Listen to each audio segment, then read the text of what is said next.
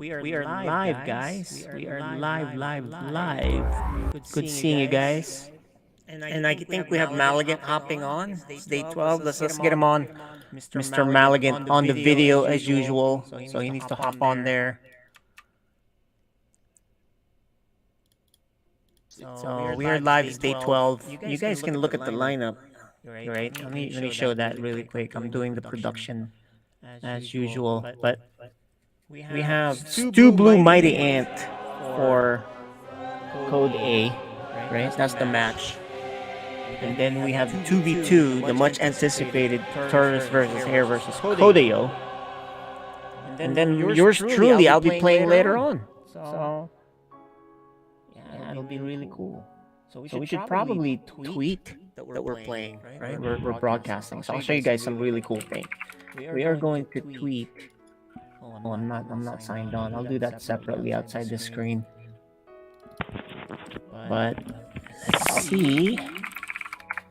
What we're gonna do is, because we want to promote this, right? We always want to promote. So I'll show you guys something cool. You guys get to see the Storm Twitter, which of course I have control of. And give me a second. Let's do something. Right? Why don't we just invite people in here? FSL is live, season 5, day 12. Yeah, there you go. And then we should probably paste this image in there so you guys get to see that. Boom! There you go. Might as well promote this, right, guys? So, okay. So Maligant's hopping on the video. We can get him on here. He's one of the hosts. There he is. Hey, what's up? Mr. Maligant, what's going on? It's good, man. Can't wait for this 2v2 to go on. It's gonna be a fun fight. Yeah, 2v2 is gonna be really fun. I'm excited.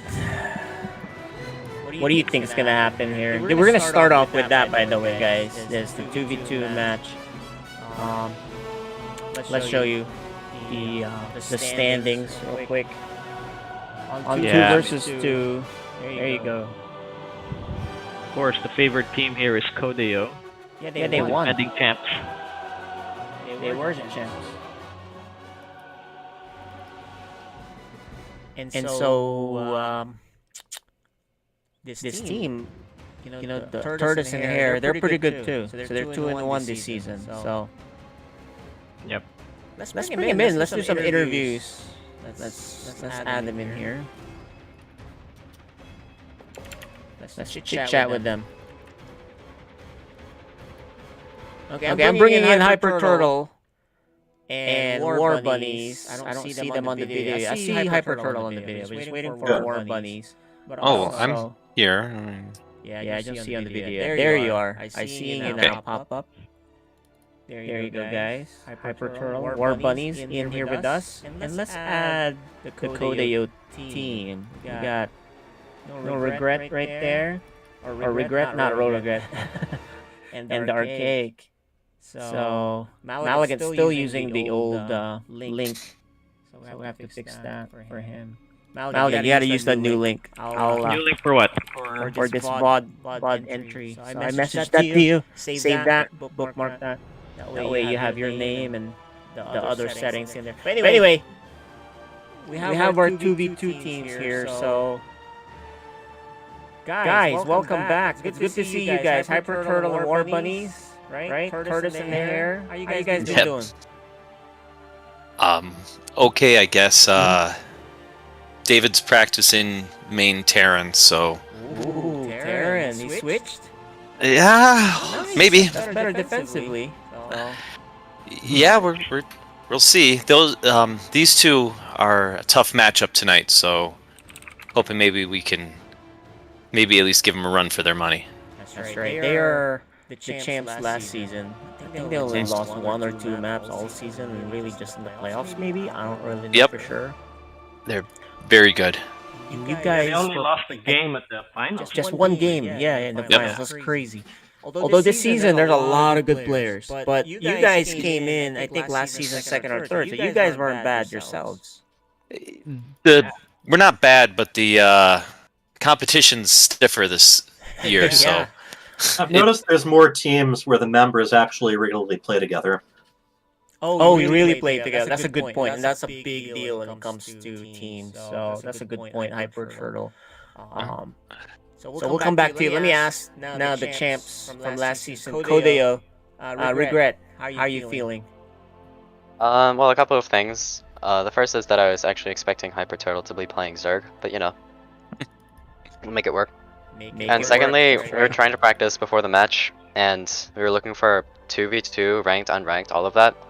And we weren't getting any games. We were like waiting there for 5-10 minutes, nothing. Wow, no we weren't getting anything. 5 minutes? That's unusual. Because 2v2 Yeah, are we actually actually- the most popular of all We the didn't get- team. We didn't even get queued into a game, so we ended up just playing against AI, which is obviously not ideal. Got it. So, what are you guys ranked? We didn't have any trouble getting games. I don't know. I don't think we're actually even ranked, are we? No, I think we got to Diamond 2. Oh, Nice. well, I don't remember. Jacob would remember better than I would, but Okay, well, no games You today. just- I don't know why. that's kind of your fault. You didn't practice till today, right? No comment.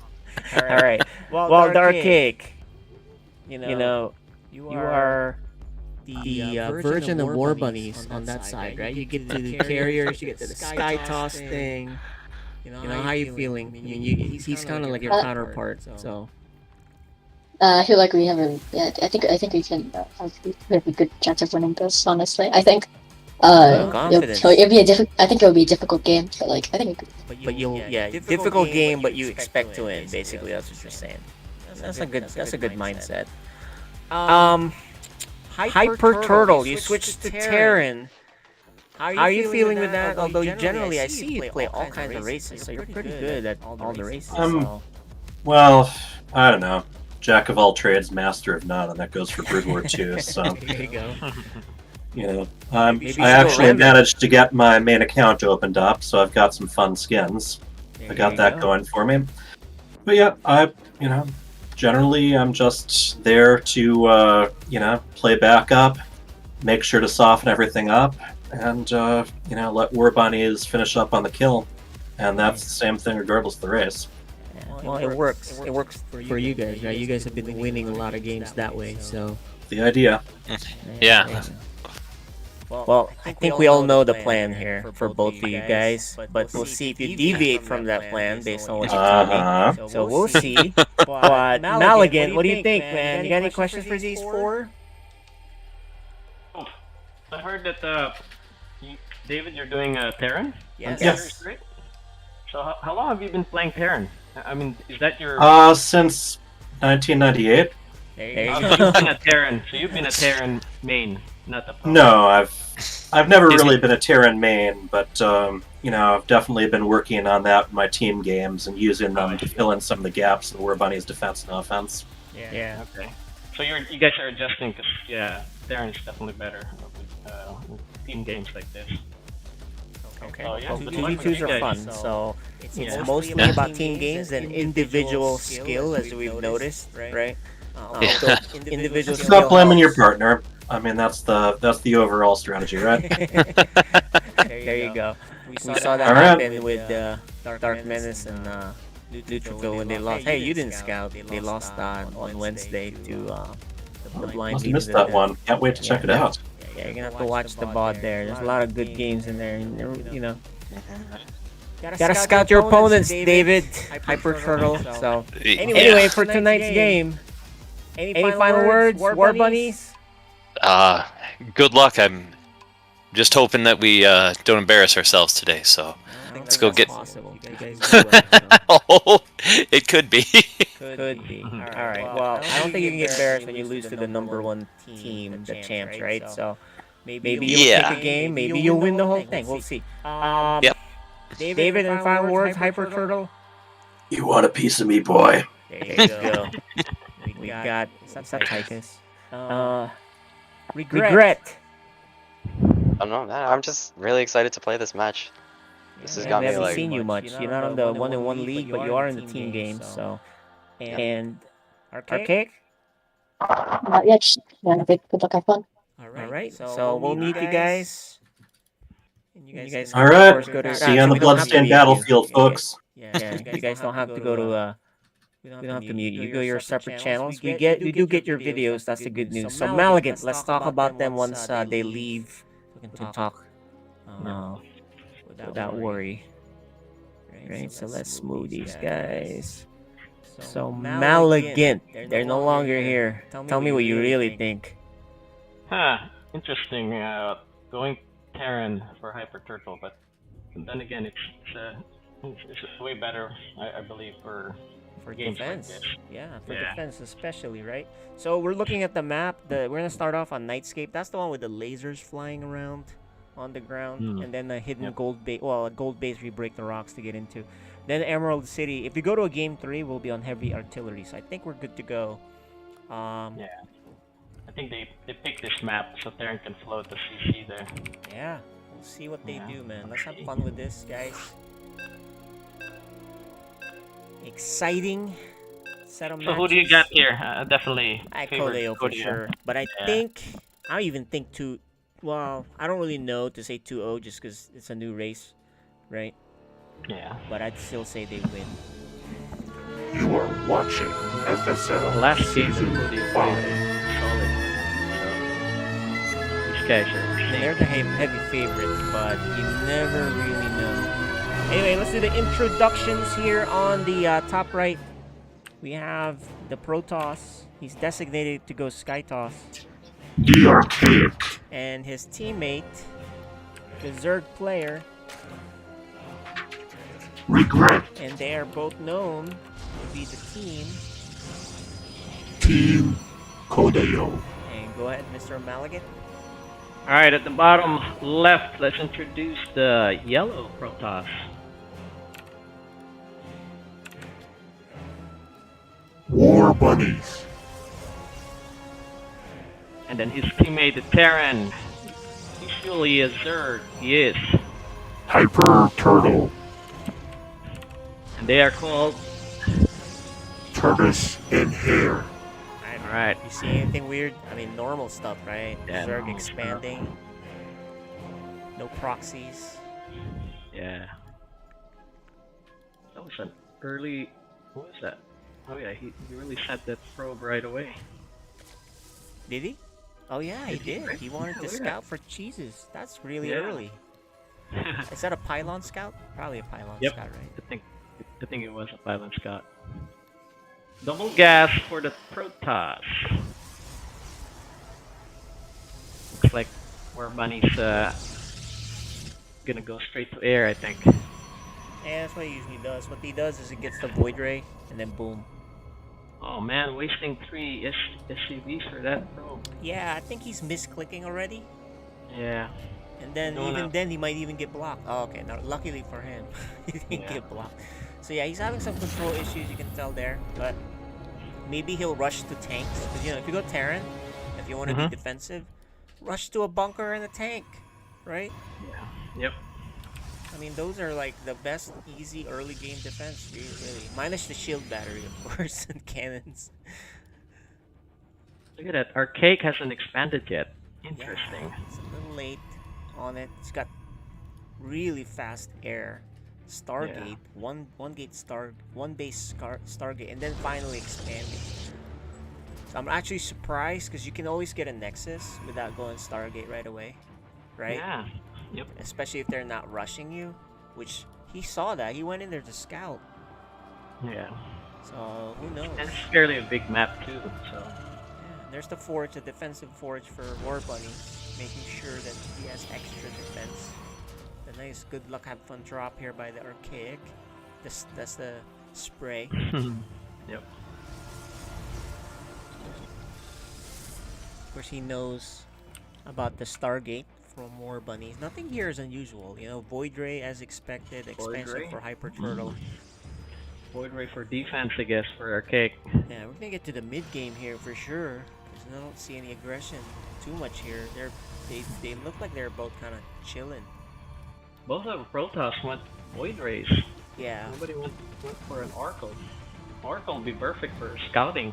Yeah, scouting and killing really fast some workers. You usually will get 1 or 2 workers without dying unless you run into a Widow Mine, but yeah, it's not super optimized for either team, but maybe they don't want to deal with the microing, you know? Yeah, both of them are playing defensively. Look at bunker, cannon. And what's Archaic doing? There's nothing in the production tab. Oh, okay, so he expanded, no wonder. Okay. yeah, he's got a Third second base. Stargate and another base for Regret here, and some standby links here just to see. Poking around. You're not gonna get anything done. Not with this defense. If he went inside, what was the defense there? On War Bunnies and Hyper Turtle in the main. Yeah, Did he they didn't have go in anything? there. Nothing, but they Yeah, didn't want to there's go all the nothing. way in. Yeah. Yeah, he didn't want to poke all the way in. Honestly, me personally, I like to poke in there and see. I can micro see. the links well enough that Mhm. I should be They're able quick. to scout Yeah. and trade for a few things. It's only 6 links, not. Oh, and a misclick here for Regret. Look at these 2 drones. Drones Yeah. offering. Like, He's offering. Here, sir. Here's some sacrifice drones. We're sacrificing 2 drones. He's gonna for go you. right through the Not mine. attack. Hyper Turtle's mine's gonna get both no. of them. Boom. Hmm. There you go. Thank you. They will never know what it was unless they're looking at Well, it. but at least I think they know it's a mine killing him. But at least now Yeah, they it's know a there's a mine kill. mine. So he's got to watch out for a mine drop. So he does Yeah. put a spore crawler. Regret does on each of his bases, and then the Void Rays start moving to the left, expecting a drop. But you and I know there's no drop coming, really, right? Yeah. So I don't think Hyper Turtle is gonna be doing drops. I think he's like defensive. That's a good hallucinated Phoenix Scout there. Yeah, good 2 of them Checking out too. third base. Oh, actually, these are all the Archaic. So the Archaic has 4 Stargates. That's crazy. Off of just Wow. 4 gases? Yeah, and just 2 base. I guess he's Yeah. as long as that third base of his is defended well, then yeah, that fourth Stargate will that definitely be Yeah. production for him. But right now, there's no way you can produce from that. Look, it's like they have a Base. peace agreement here. It's like, alright, dude, I'm not Is that rushing. right? We're good. Just checking. So, I'm not a big fan of allowing your opponent to chill like Yeah. this. I would at least pressure, but maybe they just don't want to deal with that. They just want to say, look, you and I both know we're going to get the Sky Toss each. So let's Yeah. just get there. Let's just max out and then meet in the middle. Yeah, but here's the thing, the Archaic is pooling a lot of Phoenixes, and he has not used them. If you're just... Yeah, that's maybe true. you need to use these things. After... At this amount, you should move out and start killing stuff. Yeah, you should be able to just pick, workers. Yeah, they're fast enough. But he's making Oh, wow. 4 more That's a Phoenixes. lot. Phoenixes, I guess I mean, it's is a he mass saving Phoenix. it? This is a really weird guess. build. Oh, these are very strong against Void Rays. Yeah, the Void Rays will be So terrible. maybe he against really this. just wants to surprise them and kill a lot of the Void Rays. Because Yeah, he knows. they didn't. Because they know that the War Bunnies is gonna go air toss. Yeah. So And probably these their Void play. Rays are all separated, actually. There's 6 separated out. Is there a drop? Oh, no, it's not. It's No, he was just... Yeah, it's being defended by 2 Void Rays. And look, the Archaic expands again. While the Yeah. Hyper Turtle did expand again. So Hyper Turtle's Terran looks much better than his Zerg. Mhm. Right? He has good saturation. We watched him with his Zerg. He didn't have any good saturation at all. So it was a pretty weak Yeah. Zerg. So his Terran's Here we much go. better. Ooh, look at this armada of air units. It's a combination Muta, Phoenix. Wait now for the easily- Phoenix! It's gonna crush this Yeah, air it's gonna force. crush I the think. air. Yeah, Wow. there's nothing here That's- good. But there is shield battery. Oh, fight together! And he's not microing there. The shield battery helps him quite a bit. Get up. Yeah, he's trying to wait go for the back to Phoenix. where the There you shield go. battery is. There's a carrier here. The Yeah. bio is about to help, so he's F2ing there. You can see the tank joining the fight. Ooh, is that an EMP? I think Did he he? EMP'd. Oh, he did. Nice Look at it. All the job. Phoenixes don't have EMP the. is huge. Yeah. But there's a lot of damage. This is very cool to see. need to survive this because there's a lot of damage already. Yeah, They're the air units isolated. are just gonna fall for The war bunnies Marines here. are not in position to help. Yeah. I think this is getting out of hand. Oh man, the Thor's just waffling around in the wrong spots. Yeah, There it is. carriers are just gonna fall so They quick. lost a lot of workers already. Yeah, this is a good play here, or a combination here by the Yeah, Cage. caught him off guard, right? That was and good. I mean, and That was really good Threat. strategy here so far. oh, there you go. Oh, bye-bye carrier. I thought he was not gonna get it, so. Okay, well, the workers somewhat recovered in the gold. This is the right move for war bunnies. Saturate the gold. Yeah, war bunny's down to He 31 lost workers. so much. He's at 58 Yeah. supply. Everyone else is at around 130 and 100 at least, right? So, Oh, ooh, nice mine Guido hit. mine. Hit. He only had 2 of them, man. War bunny's in terrible shape. Yeah, he can't produce that much air now. Yeah, man. At 31 probes. That hurts. Here's the Terran bio, which is enough to push them back. Especially with this ghost. Watch this ghost play. No usage just yet. The Thor is also a big deal. There's 2 of them now. Mm-hmm. So actually, in this regard, Hyper Turtle is doing really well. But they just need to get a breather here. Look, War Bunny is adding all these cannons. He's like, look, dude, I really need to Just to make sure his goal At is this point, protected. I'm Yeah, I why don't- not? Why not, right? Yeah. But look how far they are from Oh, helping man. the gold. He's gonna lose his gold. Oh man, they're so far away. The carriers are slow. What? The Marines are not even going there anymore. He's like, look, let's go Yeah. attack. Once this gold falls, that's it for war bunnies. There's just no Yeah, way he for him. doesn't have any other bases. And his air unit's gonna get picked. Oh There's no man! support. And so yeah, Oh. so what's gonna happen? Look, the Terran's just gonna go. I like this move actually. So if he micros well, Yeah. maybe he can do the same amount of damage on the other side. These mutas are going insane on the base. So I like this Where move. did Look the- at the way Hyper Turtle is moving. He's ignoring the Yeah. first base and just kind of focusing there more so they can do more damage. How are you gonna stop this if you're the Zerg and the Protoss here? They don't really have anything for this. Yeah, they army. don't have This is anything good. for this. Yeah, It's a this good is move by As Hyper long as, Turtle. as long as Hyper Turtle manages this well, and not. Oh, he but- loses the Liberators, but you know, on the other side at home, they're losing a lot of their workers from the mutas, so they're running out of steam. Ooh, the Phoenix Oh is my full. gosh, look at the Thors! What a monster! Hyper Turtle's got a What nice is he army. doing? Oh, he's got to Finish get off he got to get the Oh, he's got to scan. He's going for the. And that was a good scan. the Oh, but he workers. ran away for no reason. Oh, he could have killed those. Now they're burrowed. Yeah. I think he Get could out have of killed there. that. He had they Yeah. were only 2 were burrowed, right?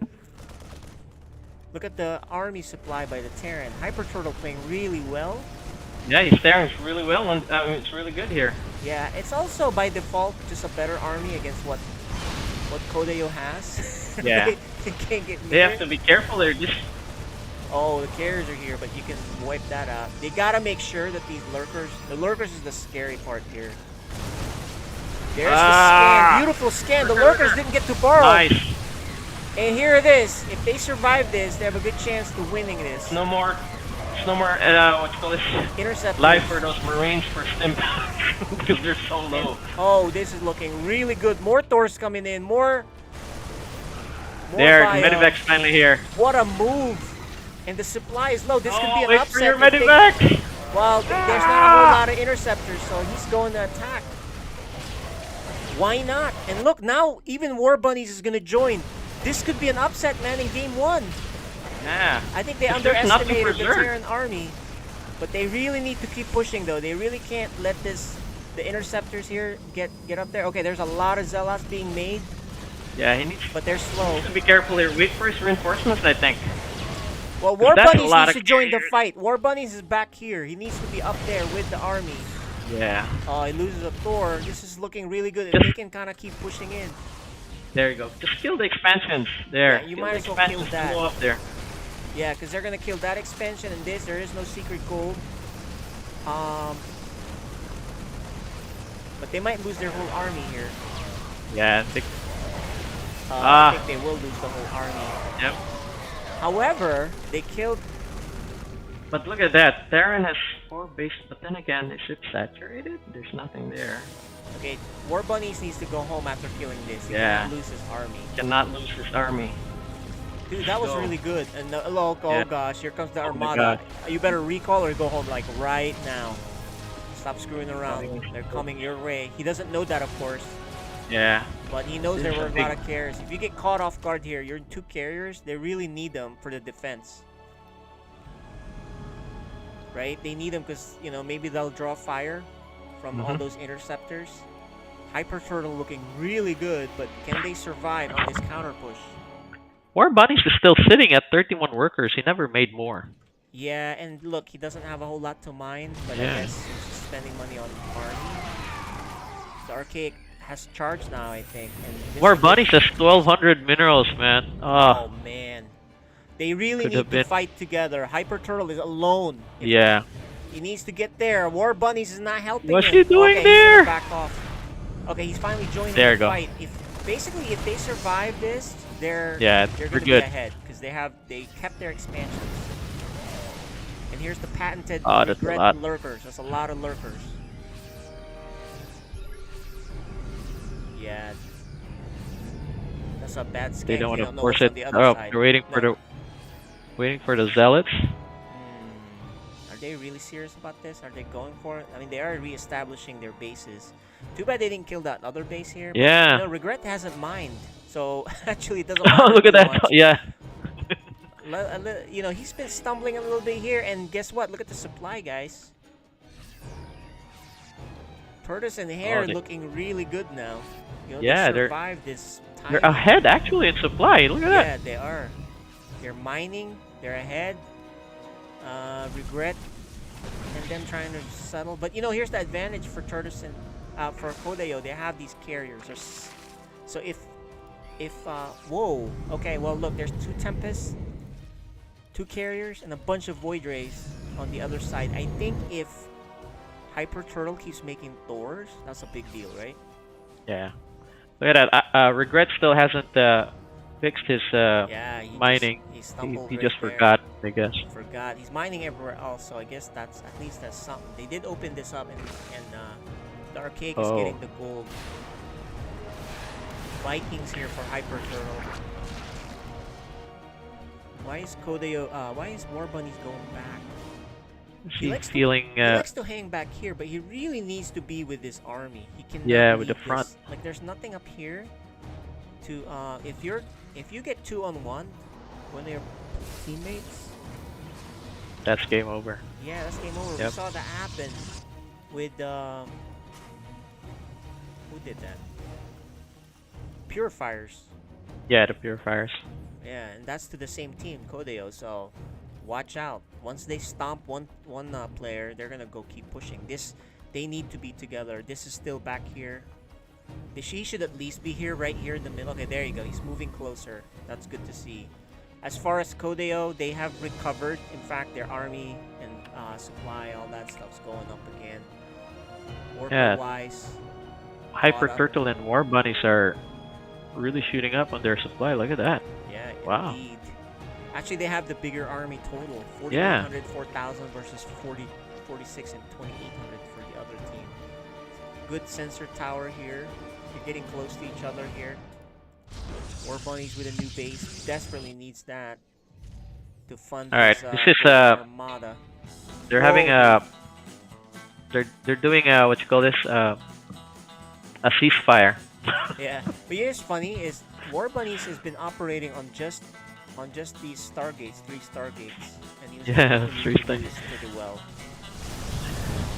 Oh, this big armada going to the left. Be very careful now. Yeah, War Bunnies is really effective with his 3 gates. I mean, 3 stargates Yeah. compared to the Archaic. He only has 7 carriers. Is he Oh. strapped for cash? Well, now Oh. he has some money, but he hasn't made anything else. Oh, he's Uh, down to just 26 probes. No wonder. Yeah, he doesn't have the money, but he does have some. Doesn't have the production because he has no income.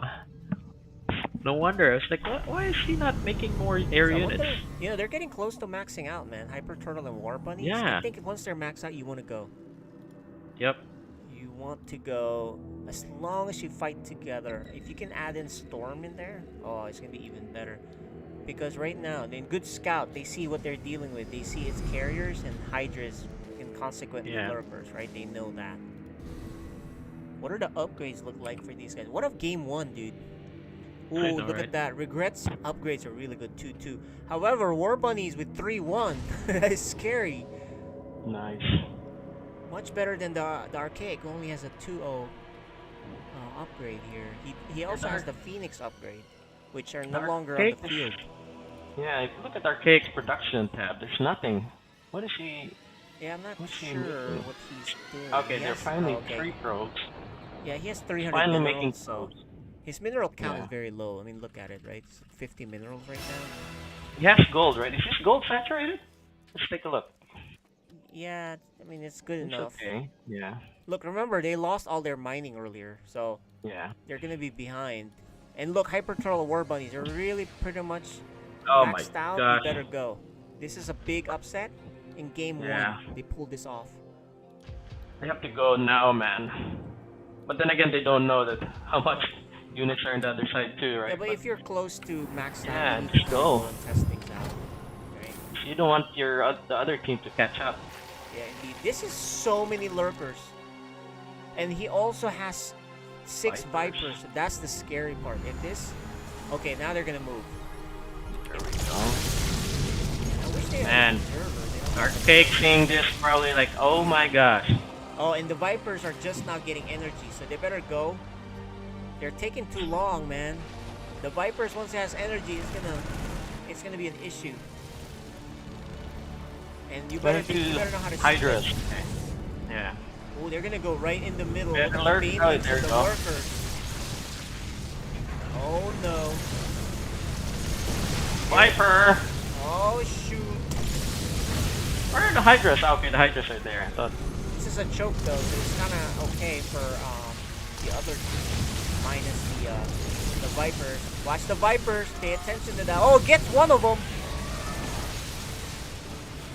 It's all about control now. Indeed. Who's the catch? Regret still has Who not needs used the to- Vipers. Yeah, There's the the Vipers, first Viper Vipers. energy. Oh, and War Bunnies groups them all together so they take all the damage. Oh man. The storm is good. Really good storm. This is about control at this point. The lurkers are killing down The there. air. War The Bunny's air's still air is good, just superior, man. War Bunny's air is definitely the killing blow Yeah, here it's, so far. Oh wow, they don't have enough anti-air. I think I see a few Hydras here, and then just 2 Void Rays. But once they clean that up and focus on Yeah, I these think Hydras, they'll there's clean no this up. anti-air. War Bunnies, you know, Regret supply is still high, but they're mostly lurkers, which can't shoot up. Oh, I see a good counter here. Yeah, Nice. this is a good counter here. Let's This is go. gonna be tough. Don't To, engage the air. yeah, tough to spot this army here. The lift Yeah, off. just force them to try to go back. Oh, Ooh, War nice Bunnies! sticker. Oh He's not my microing! gosh! He's not microing! Oh, he's gonna lose everything here. Oh Stalkers. man, Oh, he just lost it. everything. Oh gosh, they had it, but they lost it. Yeah, they had that.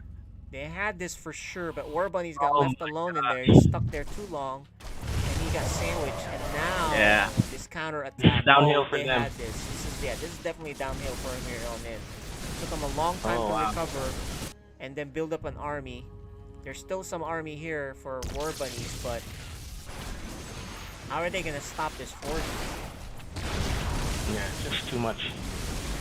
Oh, that was a big mistake. I think The Zerg is almost maxed the out. problem too at is I think 185. the Terran fought under all those lurker fire. He should have backed off. Yeah.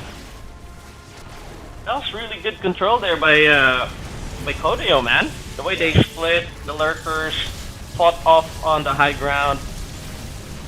Because that was a good decision there to just back out. Yeah, And now then they- go to they the don't high have ground. AoE. The other problem Yeah. with Hyper Turtle's team is they did not have AoE to deal with any Yeah. of this. Here So, we go. G. Close. I really thought they had that. They did have They it. pushed. Regret. Good game. The Archaic. Good hold by Kodeo. Wow. You're gonna watch that. It's like, oh my god. You can see the sigh on War Bunny's face. Like, we had that game. What happened? Yeah. Well, game 2 is gonna go on Emerald City, which I think has a gold Yep.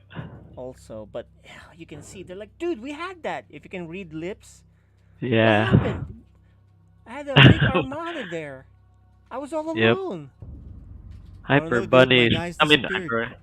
He's Yeah. probably like, my guys disappeared. I don't know. It's the lurkers, right? The Yep. lurkers got us. Yeah, then I think the air units of War Bunnies was just so exposed Oh, there you in can the see middle. War Bunnies. Look at him on the camera. He's like, dude. Yeah. Yeah. He was and- also so exposed there on he the. was, he was exposed. Yeah. And the thing is, with Protoss, you cannot lose a big army and expect to reproduce that fast. Yeah, he Well- was in the open ground too when he, by himself. I guess he felt confident that there's no more other units to challenge his air, Well, the and then thing he got is- sandwiched. The thing is, he can't fight in the middle. He has to fight at the edges Yeah. so he can run away. Edges, because that's how the advantage, especially with his range, the units with the Tempest. Yeah. You don't want to be up close, right? You want to be on the outskirts, I guess. Exactly. What a game 1, man. That was insane. So what happened there, I think, too, was they really tried this strategy with Muta Phoenix, which did a lot Yeah. of damage, but then they had no answer for Hyper Turtle's power army, which put them way behind. Then, Yep. then War Bunny's army got huge, but then on their final push, they really didn't control well, and they lost too much. I think if I was Yeah. them, I would add some sort of AoE, more tanks or more Thors, really, Mhm.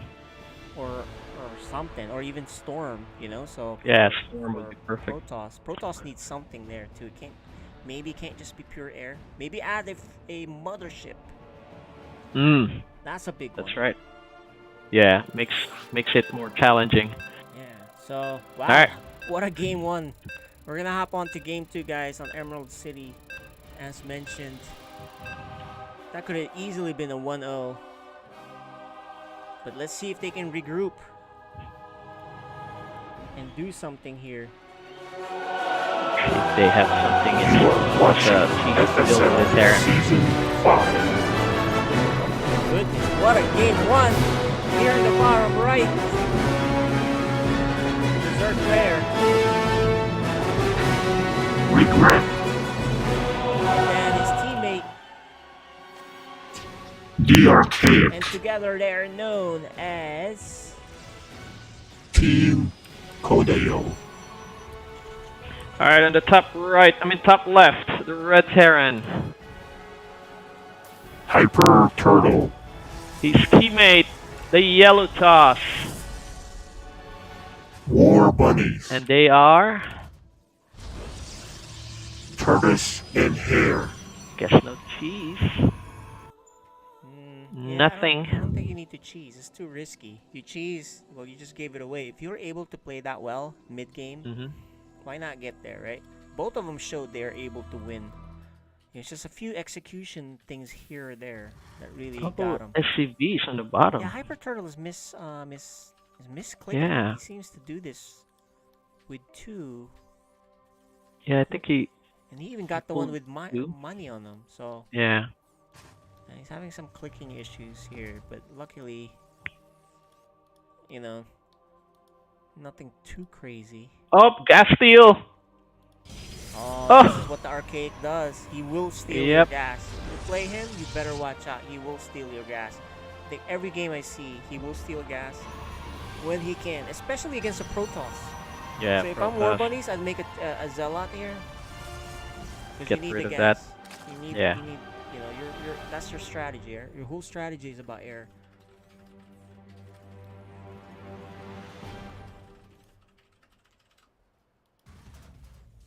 The expansion is late for Tortoise and both. Hare.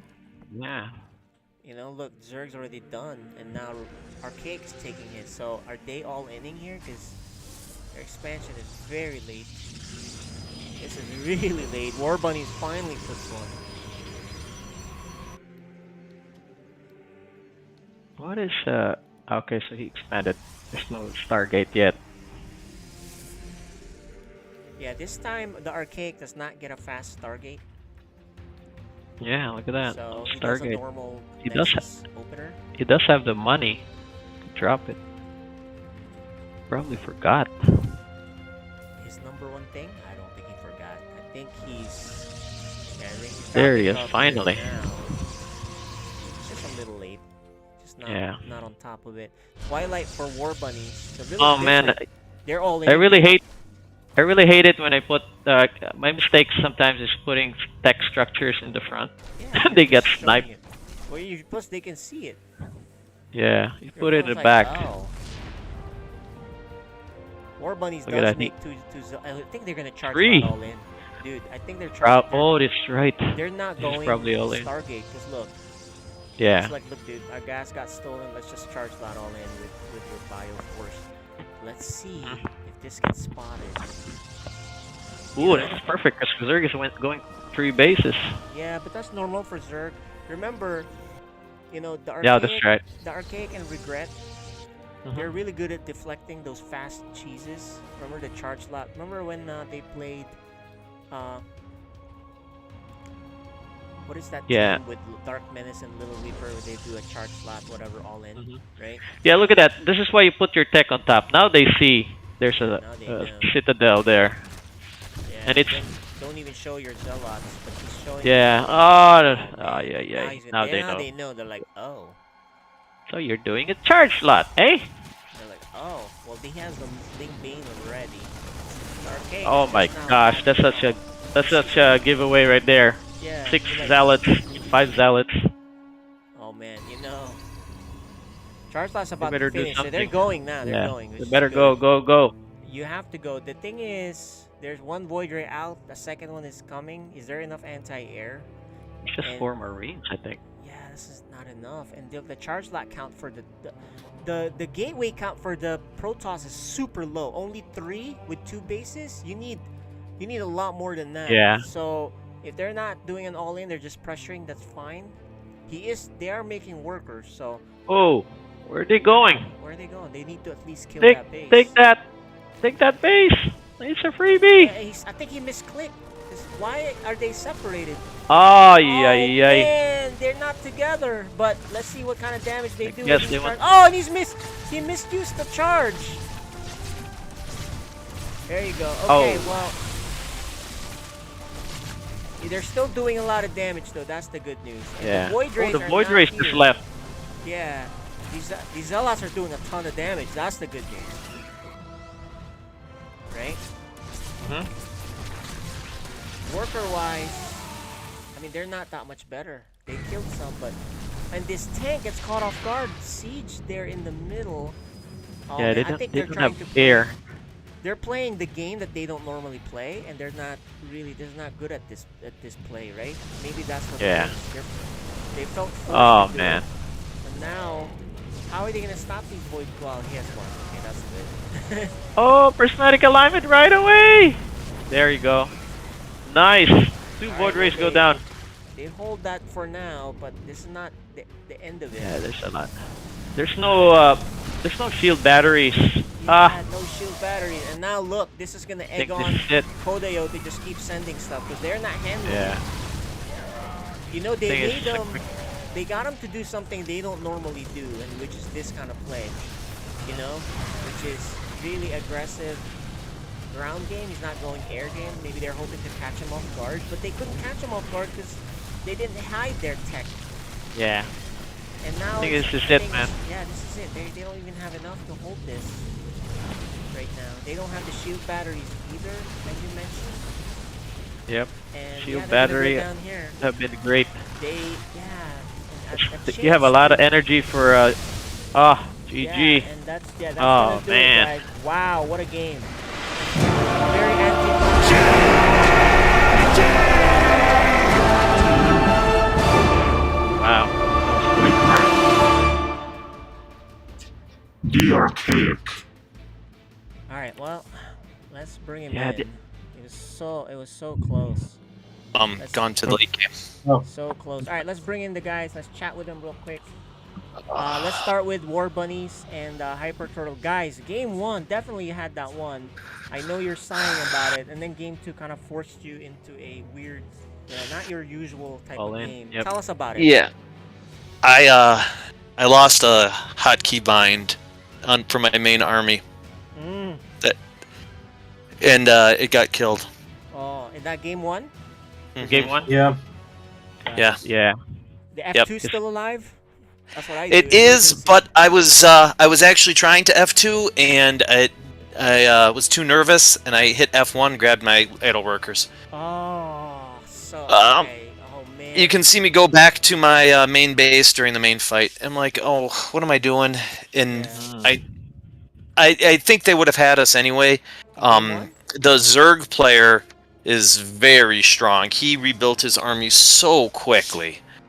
But what a bad mistake. And then game 2, we were just actually going to light pressure into the same build, but they were more than ready. Yeah. Yeah, go ahead. Oh, I was just going to say, so it was just so they didn't expect the exact same thing, but the Zerg player, drawing a blank on which one's which, is very, very skilled. So it's hard to get him. Even if you have him in a bad spot, he has the skill really shines through. Yeah, and me, Maligan and I can see the whole game. We feel like you definitely could have won there, right? If you guys were fighting together, you had enough army. He didn't have the anti-air. I know he had like a 36 Hydras in production, but they really, if you guys were both in the same place and killed the hatchery, I think you guys could have definitely taken game for sure. Like I feel pretty good about it. Yeah. Yeah, because you guys were ahead of supply. The first game, I'm sure that if I hadn't missed that, the bind. Upset. That's a crazy nice game by you guys. Game 1. It was such a good game by you guys.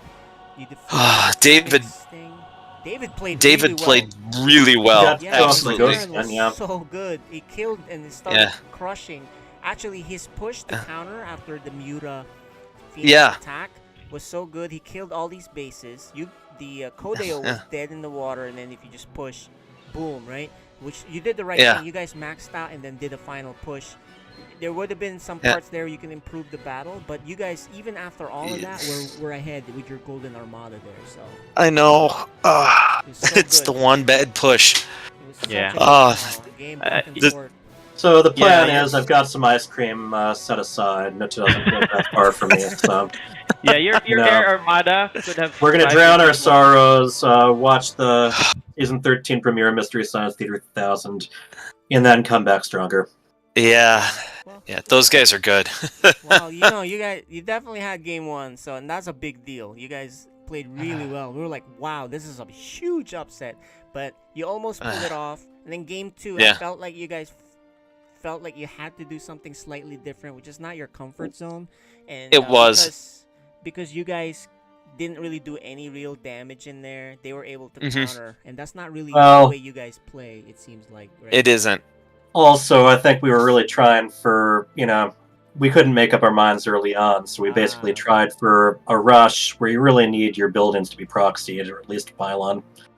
So, we got a little burned out. And well, game 2 was different from game 1, that's for sure. Maligan and I were commenting, man, they have the Twilight right up front.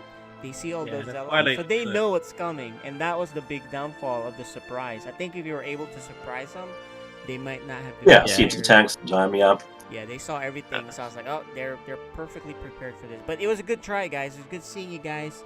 That is the #1 team in the league for 2v2, so now at least you know what you need to do in case you meet them in the playoffs. So good seeing you guys on that. Yeah, thanks. Okay, I actually got to go, so. Great. Good seeing you. All right, next time. All right, thanks, Hyper Turtle. And then let's talk to these two. Regret, Archaic, congrats on the win. A few mistakes here and there. Regret some hotkey, not your drones dying for no reason type of issues, and then mismining. But it seemed like you got the hang of it towards the end, and were able to micro. Tell us about game 1 and 2. Game 1, I'm so scared. I don't know if I looked it, but I felt pale. It was a scary push. Yeah, as soon as I saw those, as soon as I saw all of the Sky Toss and the Terran army on the creep, I was like, We're dead. to be honest, KJ, I was about to pee my pants. Yeah. So I was trying to You guys like are gonna trying to lose get from there. Vipers out as soon as possible, lurkers, Yeah. and then suddenly out of nowhere, I have 36 Hydralisk. So I mean, like I feel like they just kind of appeared, and I don't know. I feel like we really got lucky. Tortoise and Hare played that game really, really well. Yeah, that's the game. That's the game, guys. We can look back at it and review. Archaic, what do you feel? For game one, the late game I just had nothing because I committed I committed too much in Phoenix. I forgot to switch, so I just had nothing in the late game. Yeah, you had low worker count. You were really like almost knocked out. Yeah. And then game two, just counter and win. I actually saw that. I think it was where Bunny's Zealots went like abandoned the Terran army, so we just dropped on the Terran army. Yeah, so you knew already. Yeah, got it. We had little air defense when they attacked us, and then we also got lucky in seeing that Chrono Twilight. Yep. So that's a big tell. Yeah, that's a good a lot of things came together for us. All right, well, congrats. You guys have won again, and we'll see you guys on the next one. Good seeing you guys play. War Bunnies, good luck on practice. And same thing to you guys, Kodeo. So, all right. Good night, guys. Good game. GGs. All right, so let's bring in our host. Seth is back. Yep, Steph's gonna take over the next game. I'm gonna step out from casting. Okay, and he's gonna All right. practice. And I'm gonna go warm up. Haven't been playing that much, so. Yeah, we'll warm up after things are set up too here. So, Seth, what do we got going on? Yeah, so we've got what a game! I was at the edge of my seat for both of those games, especially game one, because I thought it was already over 3/4 of the way in. Yeah, we all thought it was over. Yeah, because War Bunnies and Hyper Turtle were pretty much maxed out, both of them. And on the other side, it was only the Zerg who was maxed out, right? Protoss was kind of just tripping along, trying to get his economy back up. And I was like, all right, once they push here, this is over. But for some reason, they were able to turn that around. So, well, there you go. And match two. We have here. Yep. So we have Sloza, which Mighty Ant, going against Stu Blue. Yeah. Both joining us now are our players, Stu Blue and Mighty Ant. Gentlemen, how are you both doing? Let's start with Stu Blue. How are you? And what do you think your chances are tonight against Mighty Ant? I'm doing pretty good, and I've been trying to practice against Terran. My dad was showing me some builds to do against Terran, and nice. Yeah. All right. Well, yeah, I'm excited to see where you're at in terms of against a veteran Terran here, Mighty Ant. How are you? Have you been preparing for Protoss? Have you been studying Stu Blue's style? So, I've been getting crushed by Protoss. So, I think I'm gonna play Protoss at least for the first game, just to kind of a little just bit. to see. Yeah. You can't beat them, join them. So, no, just having fun. I know, just having Well, it fun. makes sense. Sometimes you gotta reset, right? Having fun. And you mentioned Protoss. You last played, I think, Little Reaper, who's also a Protoss. So you're gonna carry some lessons from that, even though you were a Terran. Yes. Got it. So yes, absolutely. There's always something to be, to learn from your losses, even your wins. But yeah. It's kind of nice to play the race that beats you. You kind of learn. I was like, oh, okay, I could do that. you understand it a little bit better. So, Nice. so hopefully that'll, Yeah, it's Come funny to fruition because I read somewhere that if you're playing and you keep getting killed by some sort of a unit and you don't know how to deal with it, the first way to do it is to play that and do that strat, and other people will show you how to beat it. That's a good point. Right, because if you can't beat, like, all right, you know what? I keep dying to all Protoss Void Rays all in. I don't know how to deal with it. Well, go play Void Rays all in, and then when you meet people, they'll show you how to deal with it. So that's a good strat, right? Being able to play Protoss. And this is actually the second game tonight. We're gonna have a different race from what we're expected, so it's gonna be exciting. All right. Any final words, gentlemen, before we get started? yeah. Good luck.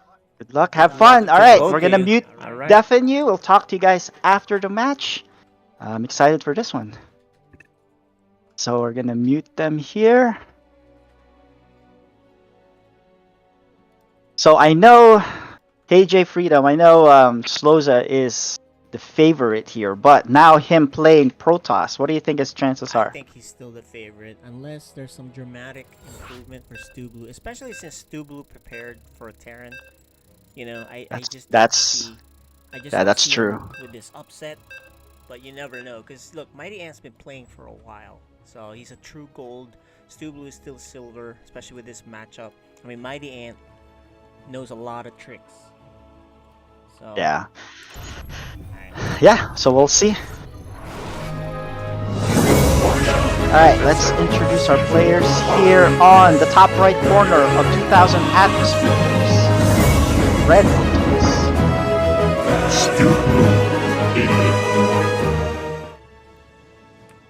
Bottom left, we knew him as Sloza. His new name is Mighty Ant. And look how advanced he is. He expands at the bottom. You know, when I see a Protoss at least put his structure at the bottom against Protoss, then I think he knows what he's doing. If you can't do this, you'll get punished if you don't know what you're doing. Yeah, and typically, you know, you play it safe against a equal skilled Protoss. A lot of Protoss I see, unless it's a ramp to your natural, they just make their wall up top just to be safe. Yeah. But looks like he's confident enough to put it down there and confident enough to hold it. So, but yeah, there's not even a wall here for Stu Blue. So. And I've seen that before with other Protosses, but usually they're really good at dealing with the whole adept thing. But I don't think that's what he just likes to do that. Period. I think that's just the way he plays Protoss. He hasn't really been punished by the mad adept rushes, so maybe that's when he does. He'll start to worry about a wall. Believe me, because I don't even like doing this. You know, I like to have some sort of possibility of a wall, right?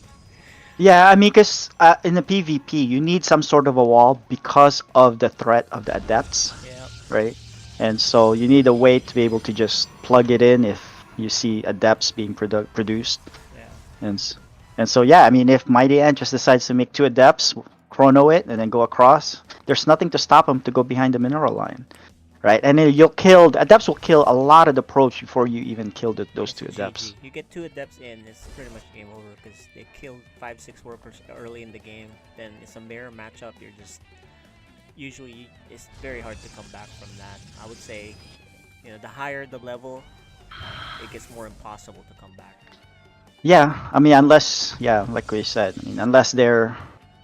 Oh, look at that supply block here. But yeah, unless you're way ahead in terms of skill level, right? Yeah. But yeah, so it's just a Stargate opener here for Mighty Ant. But I feel for Stu Blue because I think he prepared all week for a Terran matchup. And all of a sudden a monkey wrench gets thrown in. Yeah. It's like, oh, you mean this is a Protoss? Yeah, and he's played a lot of Protoss games though too, so that's the good news. But however, you know, even if he had prepared for a Protoss, unless he has a specific all-in, copying one of Little Reaper's strong all-ins, right? Yeah. Like, it's just really hard to outmaneuver a veteran like Mighty Ant. I favor him, like, really high on this. I expect a 2-0. Clean 2-0. Yeah, I mean, looking at this, the expansion's halfway done here for Mighty Ant, and the Block, but I don't think that blocks... Does it block the Nexus? Yeah, I think it blocks the Nexus. No, for sure. I think it does. Yeah, he's gonna want to cancel this though because it's gonna. You don't want this to finish. Yeah, I don't think. I don't think you do. And here's the funny thing: I don't think Stu Blue's the type that his build is so clean that now you screwed up his build for expanding, right? So I'm not a big fan of blocking someone that you think, you know, is not gonna be macroing, right? Yeah. No, and he lets it finish. That's unfortunate. Okay. Because that's pretty expensive, right? That's 125, I think, that you get back. For just another 5 seconds of block, right? I don't think it's worth it. But yeah, you're right. For me, the only reason I would block is if I know that they're doing a specific build or timing. and they're comfortable with it, and you want to throw them off their game, right? And you have to account for the minerals you're spending for blocking and how that adjusts your build.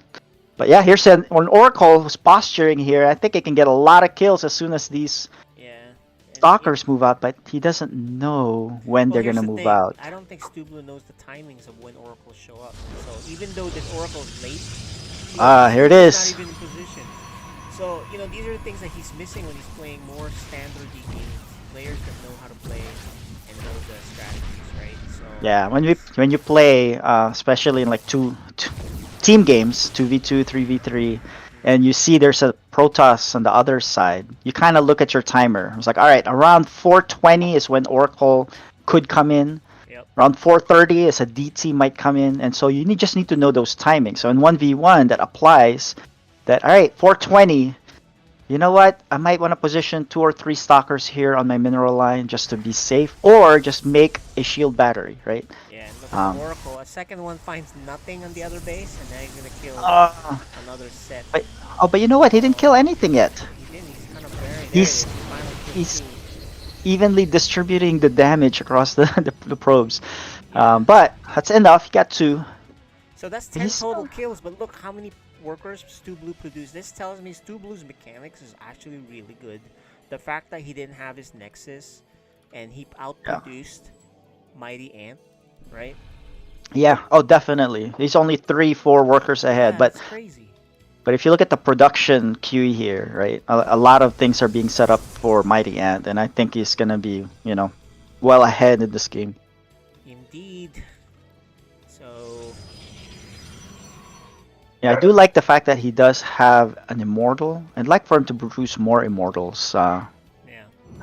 He does have the gas. He has plenty of gas, and just queuing another immortal. Because that's a really good backbone of your army. Oh, 3rd Oracle. Wow. This is unusual. I much prefer more... And a 4th Oracle 2 coming. I much prefer more Void Rays. But you really like these Oracle harasses. Yeah, but he's not microing them well. Because he's... he's gonna lose it. Oracles are hard to micro. And now he's gonna come with these 2. These 2 should kill if he micros well. Yeah, well, you'd have to sync up their things, but... he's gonna lose 1, and he's gonna lose both. Yes, he is. There's another stalker down there, so he's gonna lose both of them. His Oracle control is really not good enough to do multiple Oracles. I think he should have just switched to Void Rays after the first 2. And look, he's making more. Oh my Wait, gosh. is this Haas here we're looking at? I know, it's a different story if you grabbed all your Oracles and you had, like, he lost how many Oracles? He lost like 4. If you had 6 Oracles fighting somewhere, even if they're stalkers, that's much better, right? Yeah, definitely. I mean, you could have just pulled them together. But the upgrade-wise, right? He's getting +1.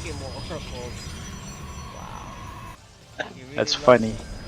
Blink is on the way, and 4 more gateways. And I think after these oracles, I think he's just gonna mass up a ton of gateway units. And with the upgrades that he has here, he has +1 on the way. Blink is just about done. Yeah, I think he'll just have too much. And look, Stu Blue is expanding faster than he is. So I'm actually pretty surprised. Stu Blue is playing in many ways better than Mighty Ant in this matchup. Yeah, he is. But the infrastructure-wise here that's set up for Mighty Ant, I think Charge is gonna be finished by the time he wants to attack. I'm sure, and just a ton of charge slots and stalkers with Blink. I think he can just run him over. Because he has what? 8. He has 8 gateways. Stu Blue still stuck at 4. His own guys. He shot his own probes. And there's Did he? another oracle. Oh, 4 oracles now. I think he's getting way too fancy here. At this point, you just make lots of something that you can control easily, and he's not consistently warping in. Right? Look how many gateways he has. He's not consistently. There's like 2 here. Yeah, he's not using. All right, so I think if he does that. This is a move out to see if he can cancel the 3rd. And there's the Oracle who loses 1 right away in exchange for 1. No, he's gonna lose 2 of them. Look at the worker count. It's not like he's ahead in work. He's still behind. So all that is Well, wasted oracles. I think he's gonna cancel this 3rd though if he goes right now. Yeah, just And make there it it even. is. They'll just make it even that they have the same amount of bases. Yeah, but he's ahead in upgrades. He has a lot of gateways. Still with the head of the Although, army is immortal, so we'll see. yeah, but yeah, he can blink here. There are stalkers here to buffer. He's not utilizing the blink. Oh, there it is. There's one blink. There's another blink. But he is surrounded, so he's gonna need to blink out of here. He's overcomplicating it, I think, you know? I think you just make lots of units and just go. So I think he's using the oracles. Throw away, how many oracles have we lost in this game? Right? Is there Yeah, a and tab in there? Is it crazy? yeah, you know what? He did not cancel the third, or he did not snipe the third. So he's taking his third though, but he is behind in workers. The only thing he's ahead of right now is, oh no. Yeah, he should have sent this in during the battle earlier, and Yeah, I think he likes these really fancy tricks, but it's you know, I 3, think 4. You know what? sometimes basic 5. he forgot about this other one too. Yeah, but look, All right, he's well still at behind least in workers. Look at that. How many workers has he killed? He's killed 21 workers, but he's still behind in workers, which tells me he is not doing the basics, which is macroing, right? Just making lots of units. So I think that's something regardless of what race you play, you really just gotta do, period. And so Stu Blue, to me, is the more impressive player here. Despite taking 21 workers of losses, he is ahead in workers. That's insane. and not just by a little bit. He's ahead by what, 10? Yeah, and he has a Wow. faster third. His macro is much better. Yeah, the thing is he needs to. Well, I don't think he's going to be upgrading anytime soon. But +2 is on the way for Mighty Ant. His own Robo is finally on the way. I wonder if he's gonna drop down a robotics bay. I think he's gonna wanna. And Stu Yeah, Blue well, needs let's more see. gas. He actually is low on gas. If he's able to get charged and just make more units than Mighty Ant, because right now the infrastructure, as you said, is beginning to pay dividends for Mighty Ant. Yeah, Robo base. It is on the way. Fourth base for So Stu Blue. Look at this. This kid's macro is pretty good, right?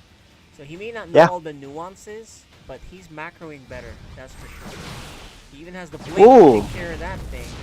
Well, he did get 6, so at least it doesn't let the Stu Blue to be way ahead in workers. 27 He's still workers ahead. killed so far, but that is ridiculous.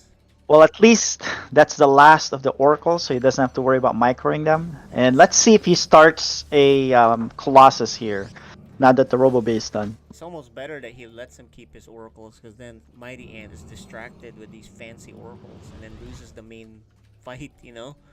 So those are the things. Well, you kind of helped him out. Now he only focuses on his main army, which is bigger and better. Oh no, he's making another oracle. Alright, Oh man, so no. Double Forge is done for Stu Blue, so he can start catching up on upgrades. Let's see if he queues them up. And it's Disruptor instead of Colossus. Now, Disruptor is more, it's high risk, high reward unit. But you could easily blow up your entire army. So let's see. Control. I mean, we saw his oracle control was very suspect. Maybe his Disruptor control is better. He's gonna donate 3 Zealots.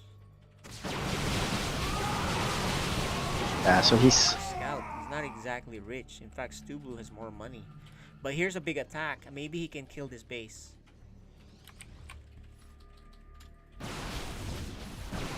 Here's the big fight. Yeah, he needs to Better focus watch out. on He it. might lose. Look at how many stalkers. Yeah, he might. So he needs to blink out of here. He did kill 21 workers. Now brings it to almost even. It's crazy. But this counter might kill him.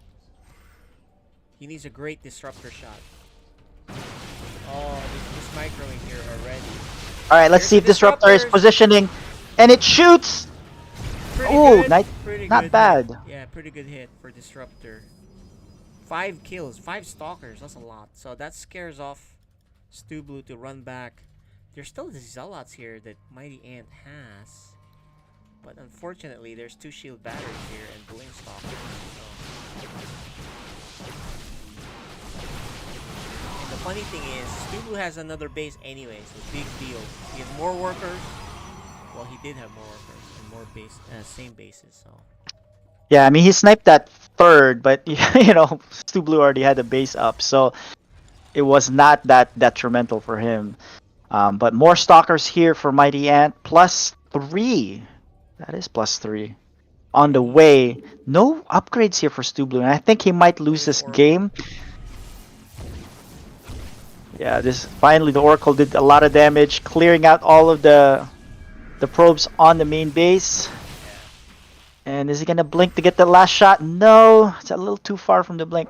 But yeah, I think if Stu Blue's gonna lose this game, it's going to be because of the upgrades here. Because he hasn't. There you go. There's the +1 for the upgrades for Stu Blue. Still producing workers non-stop, like a good macro player. More oracles for Mighty Ant. He really loves his oracles. I think he's having fun. And he did say, you know what? I take it back. He did say he wants to have fun. But he could have lost this game easily because he's having fun rather than... Well, we don't know that yet, right? Because Mighty Ant is behind in supply. There's a big army here for Stu Blue. Is actually going southbound here. And if they meet up... And there's only one... Oh no, there's 2 disruptors here. Yeah, let's see what happens. Oh no, it's a move command! Oh my gosh. Oh no! Making a lot of mistakes here. Taking damage. Still hasn't shot the disruptor. There's one! Oh, that's... I think that's the best that you can do. Yeah, he lost the other disruptor pretty quickly. Yeah, he wasn't looking at it. I think he might fall here. The only problem here for Stu Blue is he doesn't have a way to reinforce. The charge level and too, so that could help a lot. Yeah. Shield batteries. Look at the slow warp-ins here too. Yeah, he put his pylon a little bit too far forward. I've never seen so many oracles get killed. How many is that? I have no idea. There's gotta be... I don't know what the command is to show units lost. Type of units, there's a command, but... Xloza Mighty Ant still hasn't fixed his mining here too, so I tell you this, mechanics wise, Stu Blue is way better. Strategy wise and doing things, Mighty Ant has the experience and knows what to do. So I think that's why he's ahead. Yeah, I know we have to also keep in mind this is not Mighty Ant's main race. Yeah, it's not his best race. But he is going to see poke here, but there is a huge army. There's a big Protoss right above where they are. Disruptor. He usually gets 5 kills every time he shoots a disruptor ball. Here's another one. Let's see. He's gonna shoot it. Yep, he shoots it, and oh my goodness! Nice 9 this time. Yeah, but he's still out. He's still outgunned here. He needs to get out of here. He's outproduced and outgunned. 4 bases to 4. How many workers killed is that? Because that's another 17. 77 workers killed. Yeah, 77, and yet we're still at even supply of workers. Yeah, that just shows you he doesn't macro, and his opponent does. So. Yeah, that's crazy. But this game is gonna keep going on. The upgrade lead, how is that changing? 3-1. But you know what happens? The longer the game goes, you can't upgrade anymore. So then the other guy catches up. Yeah, well, another Oracle in production. Oh, if he had made Void Race, he would have won this game a long time ago. Yeah. Just a Void Race, much easier to control, and you do the prismatic alignment, boom, crushes a lot of... But you have to fight together, so that's another thing, right? Oracle yeah, earlier in the fight, he lost a third of his army just en route there. Yeah. And, he needs to pay attention to those things. But +1 armor for Mighty Ant on the way, and +2 attack for Stu Blue. So, and he's still producing 4 workers at a time, and that's why he's always been ahead. Mighty Ant's army supply is so low, 114 to 70. He really needs to keep warping it consistently. I think this is going to be the case where enough carriers are produced. It's just going to win the game, and the first carrier is on the way. Yeah, look at that supply. He's 50 supply ahead of Mighty Ant. So he's really doing well. If Mighty Ant loses this game, he might go back to a Terran. But Well, yeah, he did say he was planning on just game 1 at least for trying out Protoss. this Protoss race. Oh, here's the killer army. There's one disruptor, and he's gonna shoot his own guys. Oh, he moved it out just in time. He would have shot his own guys, but. Yeah, but I think this is gonna be the beginning and Yes, the end here. Disruptor. He only gets 1, but that's not enough here. He didn't have enough fuel, man. He just got outproduced in this game. And he's gonna have to overcharge here, right? There it is. The other guys are not shooting. Better arc, better blink, better army total. Yeah, I think this is it. Stu Blue's gonna get his first map win in Code A. Not bad. And I think it's a well-deserved. He deserved it. He out macro. This game was out macro. There's no nonsense macro, right? For him, and he just outproduced. So a lot of nice fancy tricks here from Mighty Ant, but look at that. I mean, these oracles are still killing on the other side, but he has no answer for the army. Yeah, He wins the crown for the most workers killed. 115 workers killed. That's gotta be an FSL record, guys. Wait, there is no observer here. Oh, DT. Does he know? Oh, he has a. Oh, okay. Well, this game may keep going with all these DTs. Yeah, there's no observer here, and this DT can theoretically clear out this army here. All right, never mind. This game will keep going on. I'm not sure exactly And how this yeah, because he does. Now it can't kill the carrier though, well, but he's chronoing an observer, so he knows he's done. He's lost the DTs before. yeah. All right, so I think it'll be safe, but it just extends this game a little bit longer than. It does. I thought it was already gonna be GG at that point, but. But Stubble also has a lot of money because he wasn't spending as well, so. And he's gonna be safe here. And here As comes soon the as observer right there. I think when the DTs are killed, he might just GG at this point. I'm guessing. He knows about that. Okay, 116 workers. You know, extends his record. Most workers killed in an FSL game. More DTs. To their doom. They're trying to. They're trying to go around like I want to go to the main base, but you know, you can't kill this army now actually with Mighty Ant. So. Yeah, no, you can't. He's still mining. He still technically has a chance here. But there's carriers now. He's 1/10 the supply of army. Well, 1/5 now. So. I mean, well, he's gonna kill him now, so he's gonna be out here. Unless these two DTs will kill all of the buildings on the other side before Blue does, which I doubt. Because he has to go through the workers first. There's a lot of workers. 3 more workers killed from the other side. 131 workers killed, guys. And it's gonna go up some more.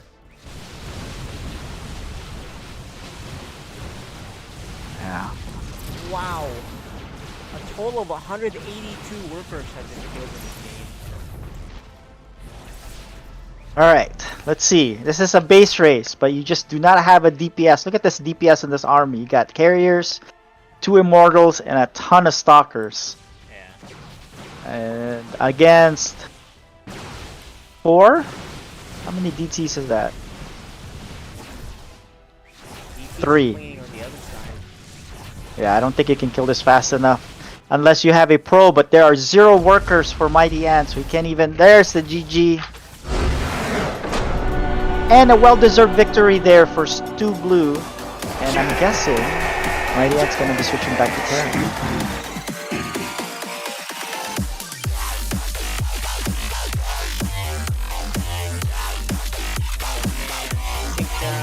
Well, he had his fun, that's for sure. But I think he got a little too fancy. That plain old macro just you know, won the game for Stu Blue. POM, plain old macro. Just keep making stuff and you'll win the game, no matter how fancy the Well, other things you are, right? know, oracles are kind of fun to use, so. Yeah, I know he had fun. He definitely had a lot of fun, but let's see what he does here. Oracle is hard to control, man. So I'm not surprised, right, that you would make mistakes. I mean, even controlling two to kill one worker and just dancing around like that and not lose him. Yeah, I If you mean, slide around, they're really hard. we see those pro games where the oracle flies in and doesn't even stop, and they micro it and you kill probes and workers, seamlessly. But watching that and actually pulling that off is very difficult. I don't even try it. Berlingrad is gonna be game 2. Let's see if Sloza, aka Mighty Ant, can tie it. He's back to Terran. So. Yes, back to Terran. So, and like, off we go. I had my fun with this Protoss. Now Stublu gets to use what he practiced for.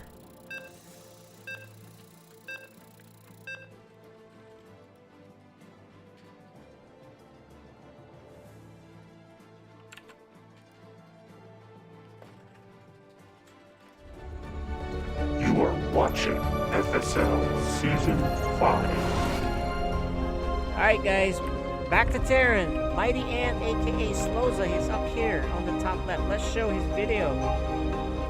Mighty Ant. And even in his intro, he likes to have fun. So yeah, he definitely had his fun, but I think now he wants to win. Because he is back with his main race. Alright, on the bottom right corner, there's an impressive victory there. Macro victory. Our red Protoss. Stu Blue 88. Let's see how Mighty Ant handles the Protoss race. He knows what they can do. He had to deal with the Little Reapers, like very aggressive attacks. Stublu, I don't think, is the type of timing player like that right now. So I think Mighty Ant will feel a little bit more comfortable. Yeah. In fact, I he's think the one that's gonna give him the mine drops and all kinds of stuff. Yeah, so I mean, Stu Blue is the type of player he is a macro, mass up a lot of units and go across and kill you, right? So I think this will be more favorable for Mighty Ant's style as Terran. Mighty Ant does need to win this game because right now he's 1-2. He needs to get back to 500 to have a shot at the playoffs. Yeah. And so if he loses this, falling to 1-3, that's going to be really bleak for making the playoffs. So.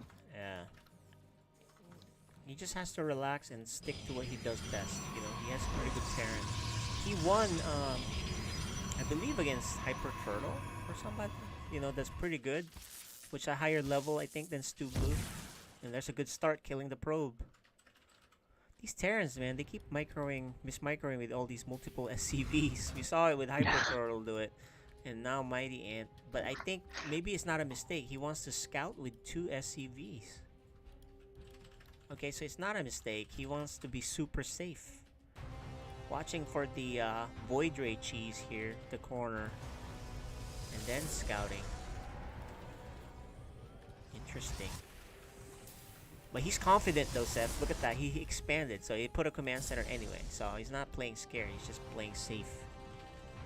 Yeah, I mean, he scouts. There is no natural. He only sees 2 gateways, but you don't know if there's a proxy out there, and I think that's why. Love this. Well, this is a good block. Very good block. This screws up the opponent. He blocked the last time as Protoss, so maybe he'll put an engineering bay here, or this is worth it to do against Protoss, honestly. But he's not. Yeah, because. Yeah, because if you look at the mineral count, it shot up to all the way to 700, and that's, because of the block. But he's gonna do 3 racks. Oh, I love this. You know, if you're Protoss, you haven't run into this, all of a sudden all these Marines go kill you. That's what happens. Yeah, we've seen this a lot from Ghost Chant lately. But yeah, it is a lot of stuff that you can produce, and you can catch a Protoss off guard if they're not ready, especially if their screen is not where the shield battery is at the time, and then it's late triggering that. Although Mighty Ant is very late, he should have started his stim by now. Instead, he's waiting. Yeah, there's the stim. Yeah, he could have started it before adding that, but he's gonna time it together. Oh, I think he didn't have enough minerals because he was waiting for the next 100, and I think that's what. The timing is a little off, but that's okay. He has a lot of Marines, and then this these upgrades coming up, both of them. So it's not like he forgot, right? Yeah. Yeah, I mean, he's still massing up. He has a Robo Bay. If he makes a Colossus, that's like a hard stop to that. Yeah. Oh my goodness. And look, Mighty Ant is gonna scout with these Marines, but there is no cheese coming, at least from proxies. Let's see what comes out of this. Is it a Colossus? That's a lot of gateways. This is looking really good.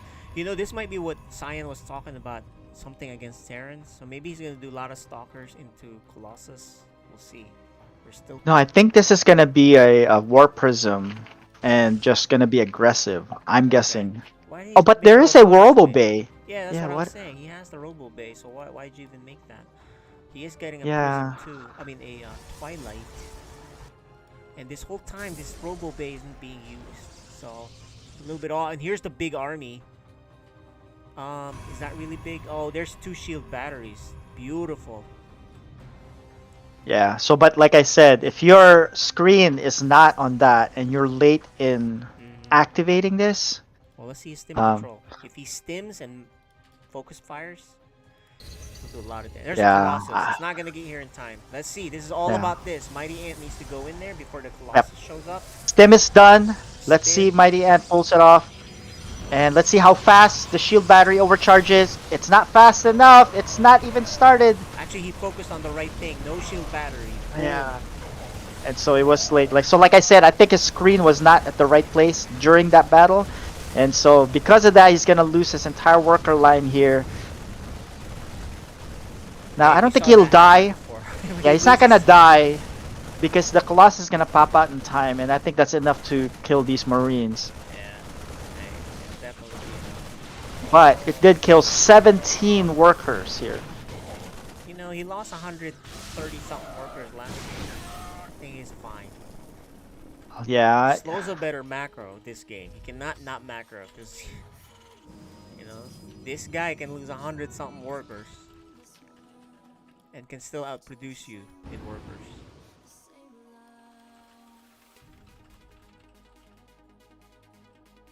Mighty Ant. He has a lot of money. He has a 3rd base. He's looking much better as a Terran. You can tell that's his main race.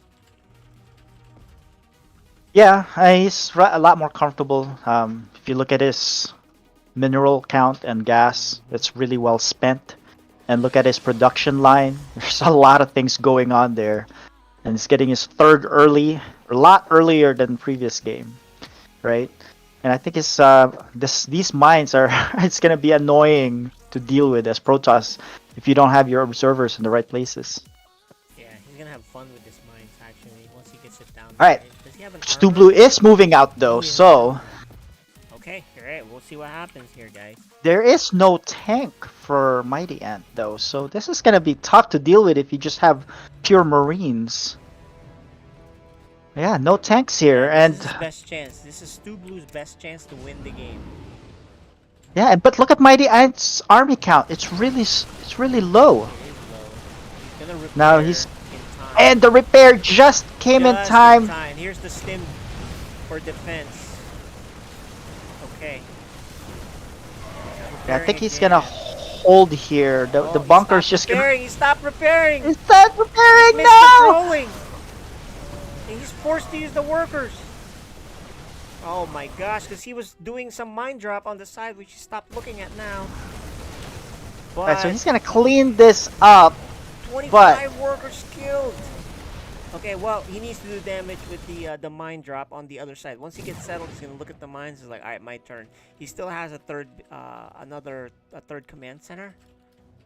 Yeah, but right now I think he's trying to put out fires. All right, there it is. Well, he has armory, so this won't be visible. That's the good news. He might kill a lot of workers here. Well, let's see. Is he gonna burrow it in time? He burrows 2. Yeah.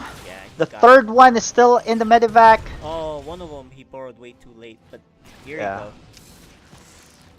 Alright, so this is gonna be annoying, and there an observer starts. So 9 workers actually, so makes him ahead now, Mighty Ant. It's just funny. I told you, right? He loses a lot of workers, but look, he catches up. But he can't mine right now until he cleans this up. Meanwhile, Mighty Ant is rebuilding slowly. Yeah, he's adding in Vikings to the mix here for any future Colossus. But this one is gonna fire again. But I think it might miss here with the. Oh, is he gonna get the Observer? Oh, he got the Observer! What nut? That was a perfect timing. Stube was like, oh, I gotta cancel my Prism and make that thing.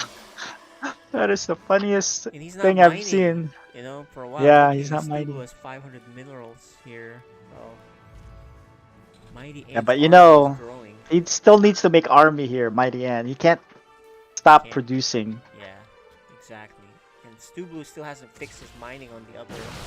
Yeah, well, I don't. Oh, he loses another stalker, but I don't blame him. Not all of us are just that comfortable and just splitting Going your back, probes. Yeah, going back there. You don't know if there's another mine you missed, I guess. Yeah. Alright, Mighty Ant sends his Medivac home. Maybe he'll do more mines because he loves doing these kind of things, right? Look, he's even getting mine burrow speed. So yeah, here's the difference in this game and last game for Mighty Ant. In this game, he's continually making workers, as opposed to that last game as Protoss. I don't know whether it's because of the way he does his control groups, or he doesn't put his nexus together and just muscle memory, not making probes on a regular basis. Well, look at this. He's sending another 4. And he should do good damage. Because there's only one observer. There is Blink coming now, though. Yeah, but I think this is gonna do a lot of. Well, how many probes are there in the main base? That's a good amount. 12. That's still a good amount. Yeah. And he has 4 Widow Mines here, so this should be good. Look, Mighty Ant's macroing much better here. He's fully saturated in his bases, continuously making units. Yeah, I mean, last game I think he had trouble just getting up to 40 workers, but this one he's already at 55 and he's still making SCV, so it's just a good sign. Yeah, and all right, here are the mines. The mines are coming in. He's gonna drop 2, which is good. Oh, these are beautiful. Holy cow! And just like that, he has doubled the worker supply, more than double. And is he gonna pick them up? Yep. And he's gonna pick them up. Almost triple the worker supply.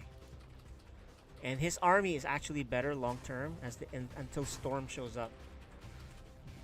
Yeah, although there's that accidental Reaper production here. I don't know if that happens. He's gonna use that for scouting. Alright, so 2-2 on the way for Mighty Ant.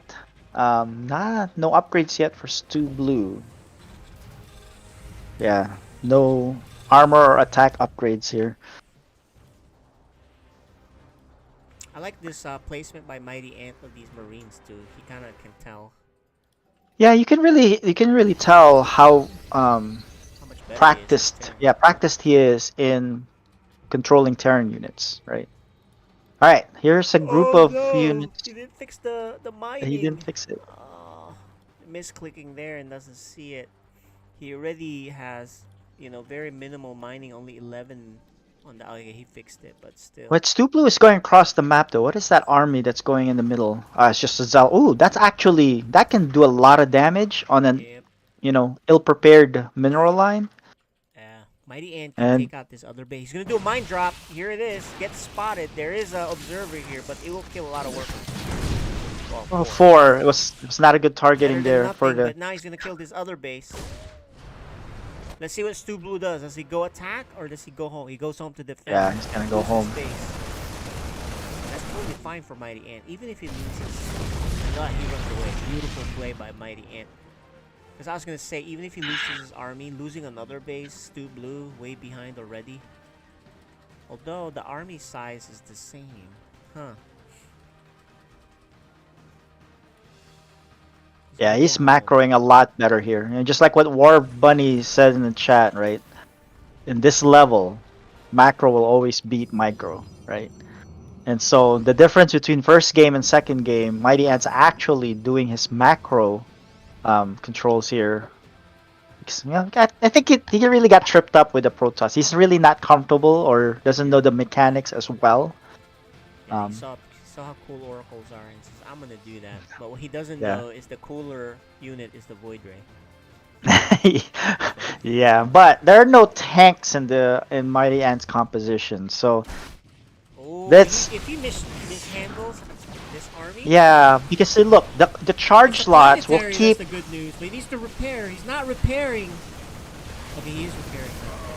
Ooh, that's good. I mean, this is good for Mighty Ant because the Zealots got split up, and the Colossus weren't shooting, and I think they'll clear out all the units except for the Colossus here immediately. Actually kill these Colossi. No support.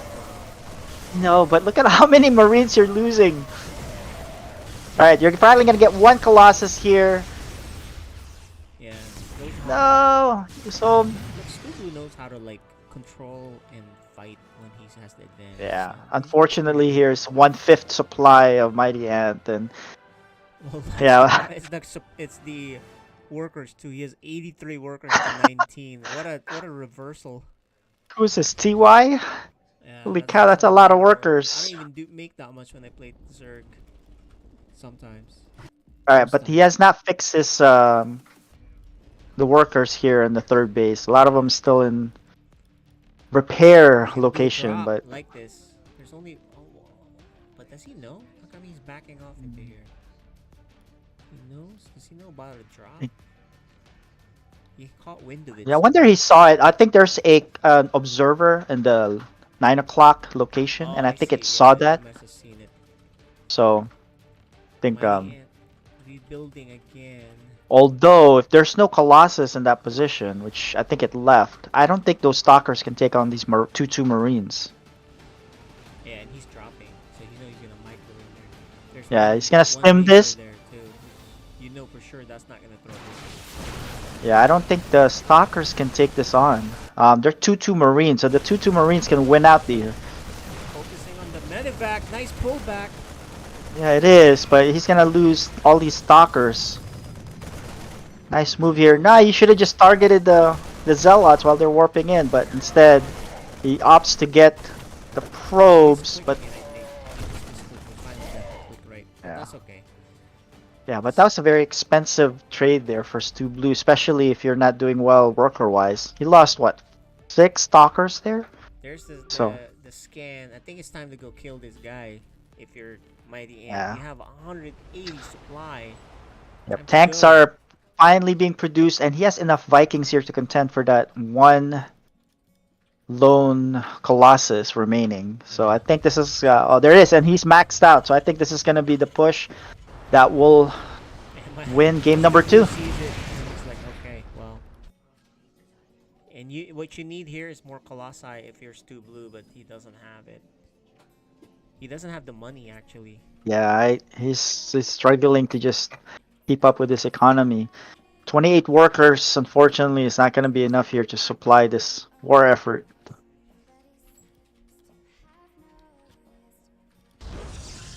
So Mighty Ant sees, oh, there's no third base here. Where is his base? I guess I'll just go kill Natural, and I'm maxed out. Here's the battle. There's a lot of pot shots by the Colossus, but I don't think it matters. Colossus falls really quickly with the amount of Vikings Mighty Ant has. And an impressive win for Mighty Ant. Macroing very well. And, you know, making those pesky mines. Those mines actually can be very tilted. Showing how much better Alright. He says he wanted to have fun, but I think when you win it's more fun. Yeah. Because I hear that from Little Reaper too. It's like, I just want to have fun, but then when he loses, he's very upset. But then when he wins, he's very happy. That is the real fun. Yeah, like what they said. Like, I've never seen anybody get tired from shooting if they keep making it. Steph Curry style. Alright, we have a game 3, guys. The deciding map is on Hardwire.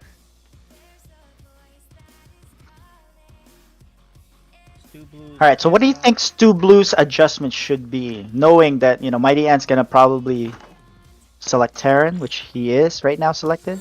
What do you think he should do here? Prepare for the 3 Rex surprise. Because he lost a lot of units there and workers. So, once he does that, he'll be on even ground. And then if he can keep his Colossus alive, Mighty Ant could have easily lost any of those games if there was 1 more Colossus or 4 more Stalkers, any of those big ones.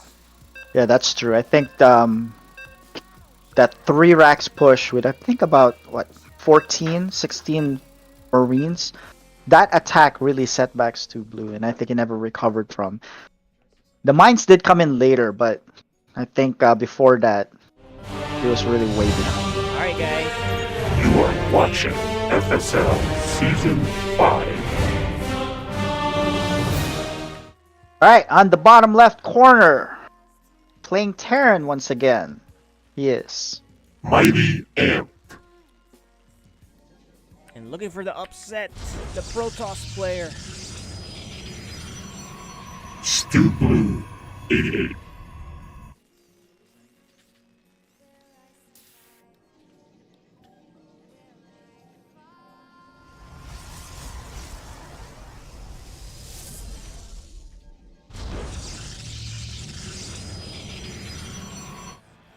And well, Stu Blue did get his first victory in Code A, right? Because he's a newcomer in Code A, Yeah, so this is his really first season. fast.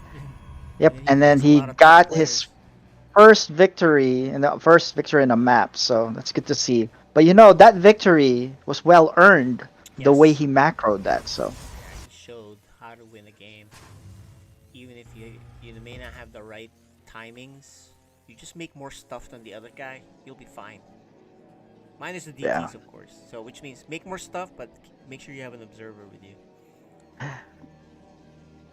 Yeah, I mean, at that point, you're almost maxed out. You should always have accounted for bringing an observer with you, since you know you're already maxed out. I can understand sometimes the dilemma of some Protoss whether, hey, should I start an Immortal first or start an Observer? Because I hear from a lot of players, yeah, I'm so scared of the DT, I just want to start off that Observer first. But you know, the Immortal can save you in a lot of these Blink Stalkers all in, right? Yeah. My advice for newer players, if you are going to make an observer, only one. Yes, definitely.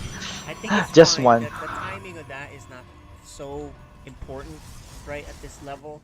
That it delays your immortal, especially if you chrono it. The observer pops up pretty fast. So I'd say just make one observer. It's not a big deal. You can kill the other observer, mines, etc., right?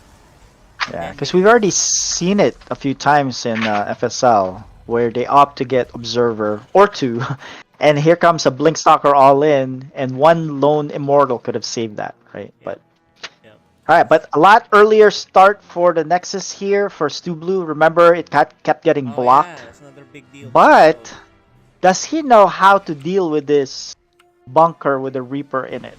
Right. So the way to deal with it is just make your shield battery down there, and one stalker can eventually dislodge it. But there's not even a stalker here. One. Alright, let's see if Mighty Ant controls this properly.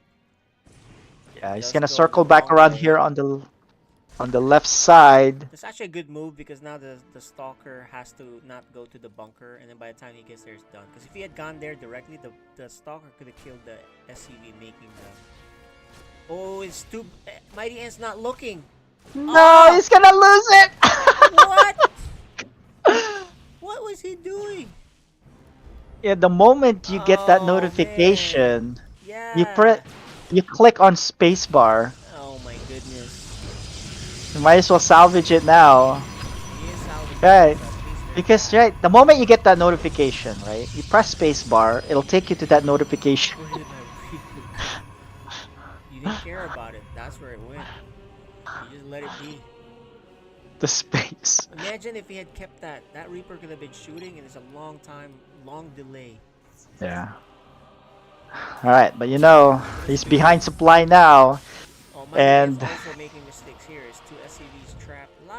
A lot of little misclicks here that's happening. And even on Stu Blue's side, he left this probe. So once he cleans that up, Stu Blue has a 5-worker lead, which is not unusual against Protoss, with Protoss Terran, right? yeah, I mean, because he doesn't have any more lives remaining here for Mighty Ant. He has to win this game. Yeah, I like the Cyclone. If he micros, because it kills. Yeah. Kills one He stalker needs easily. Okay, third base. He needs a tank though. What all in? So Stu Blue has. Okay, he's gonna do the same build last time. I think this is just Stalker Immortal. I mean Stalker Colossus. Ooh, Liberator. This has more long-term potential than the mines if you can keep it alive. Yeah, he just needs to find the right angle.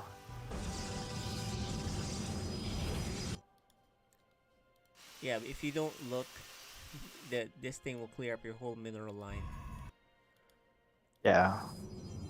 But his approach Alright, here but there are a lot of yeah. stalkers here, and I think that's enough stalkers to just A move that without even having to worry about microing. And they're already moving! Look at that! Nice! It's not even gonna Gets fire. nothing from it, and then he's about to donate 2 more. Oh man, he could lose this game. I'm telling you right now, he could lose this game. He throws away these. He threw away a Liberator, and now he's throwing away, and a Reaper, and now he's throwing away these 2 Cyclones. Because remember, these Stalkers can easily crush this. See, he has to micro.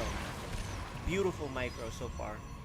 Alright, so you have to now, you just have to wait for your lock on to refresh. Yeah. I think he knows how to use this. There it is. Wow. Ah, he loses one, and yeah, he doesn't even get one stalker though. This is what I'm saying, right? Unless you control it really well, this is the weakness I think for Mighty Ant.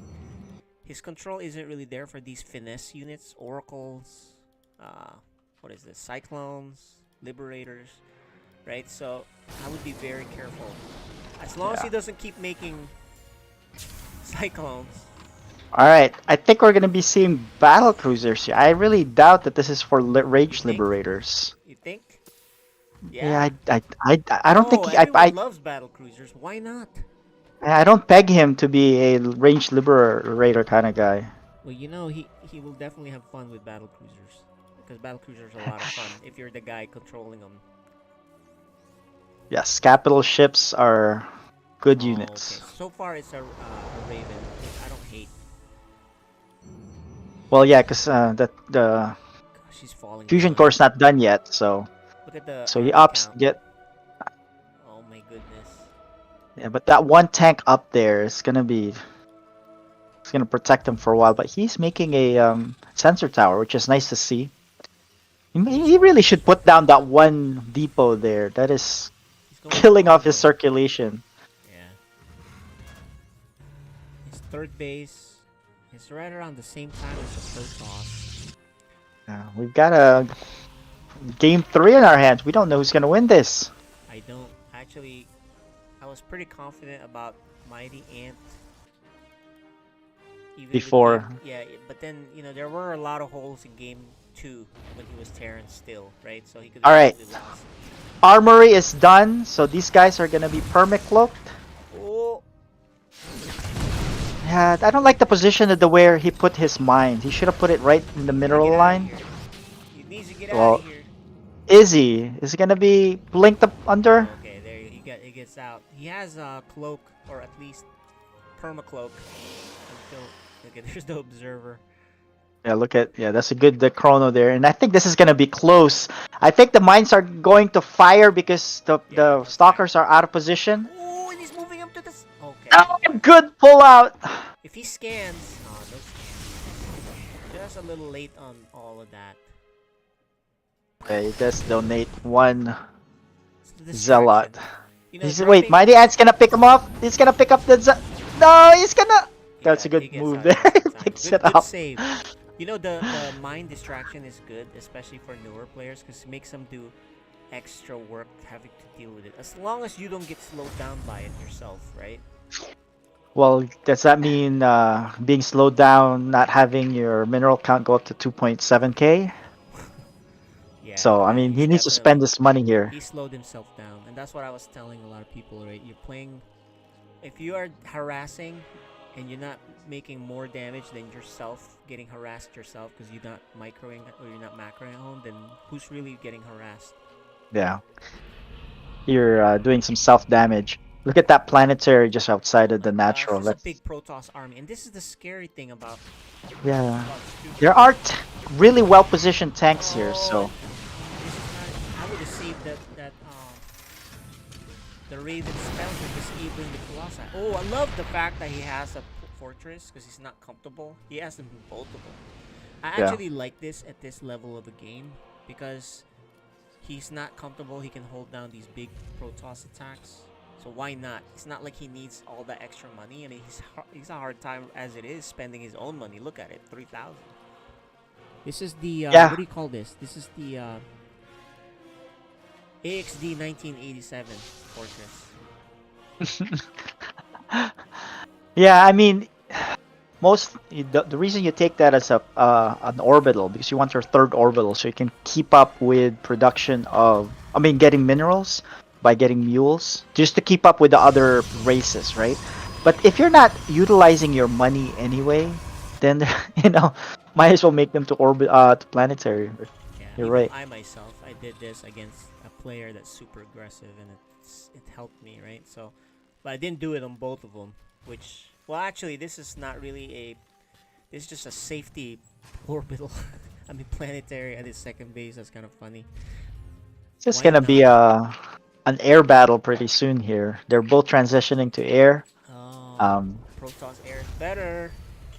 Although there's no upgrades for Protoss Air, and look at Mighty Ant. He already has +1 and 1/1 for Terran Air here.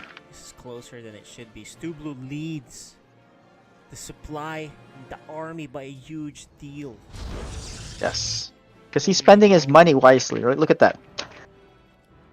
And here's the all right, more mine drops. Yeah, he's consistently doing these mine drops. Yeah, look at Mighty Ant now transitioning to full air. I like this. But he doesn't have the gas. Look at the gas; it's so low. Yeah, he needs to get a fourth there. Yeah, he's doing that. All right, let's see what he does here.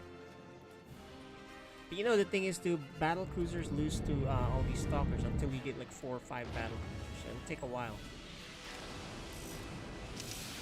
All right, this is a good position for the mines this time, and he's gonna get 9. Nice. Save it. There are void rays coming out, so that's not gonna be a safe place. Oh, there are 2 void rays already, in fact. So he needs to just get out of here. Just boosts out. He needs the gas on this new base. Gas yeah, he does. Is his problem. Look! Oh man, he missed. Look at his workers. Has him on follow. Oh my gosh, a lot of click mistakes for Mighty Ant. We're gonna have to ask him what mouse he uses. All right, let's see. Stu Blue's moving out. He has a massive supply. He's maxed out. Is that enough to? He pulls the workers and he's gonna use them at the new base. Getting the gas, love it. Okay, like you said, right? Is he maxed out and is he gonna do something? Hopefully these SCVs don't get caught en route, and it doesn't seem to be. Or one of them doesn't. Oh, do you even have enough? I don't think you have enough here.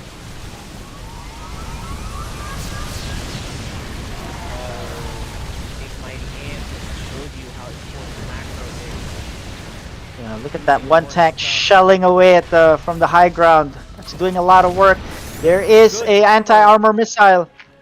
Oh man! Luckily for him, he doesn't go up to kill this other base. I don't think he knows. Yeah, he saw something move up, but he didn't really pay attention. Well, he saw it. He sees it. Whoa! Look, the BCs teleport to the other side. Nice. It's in the main base.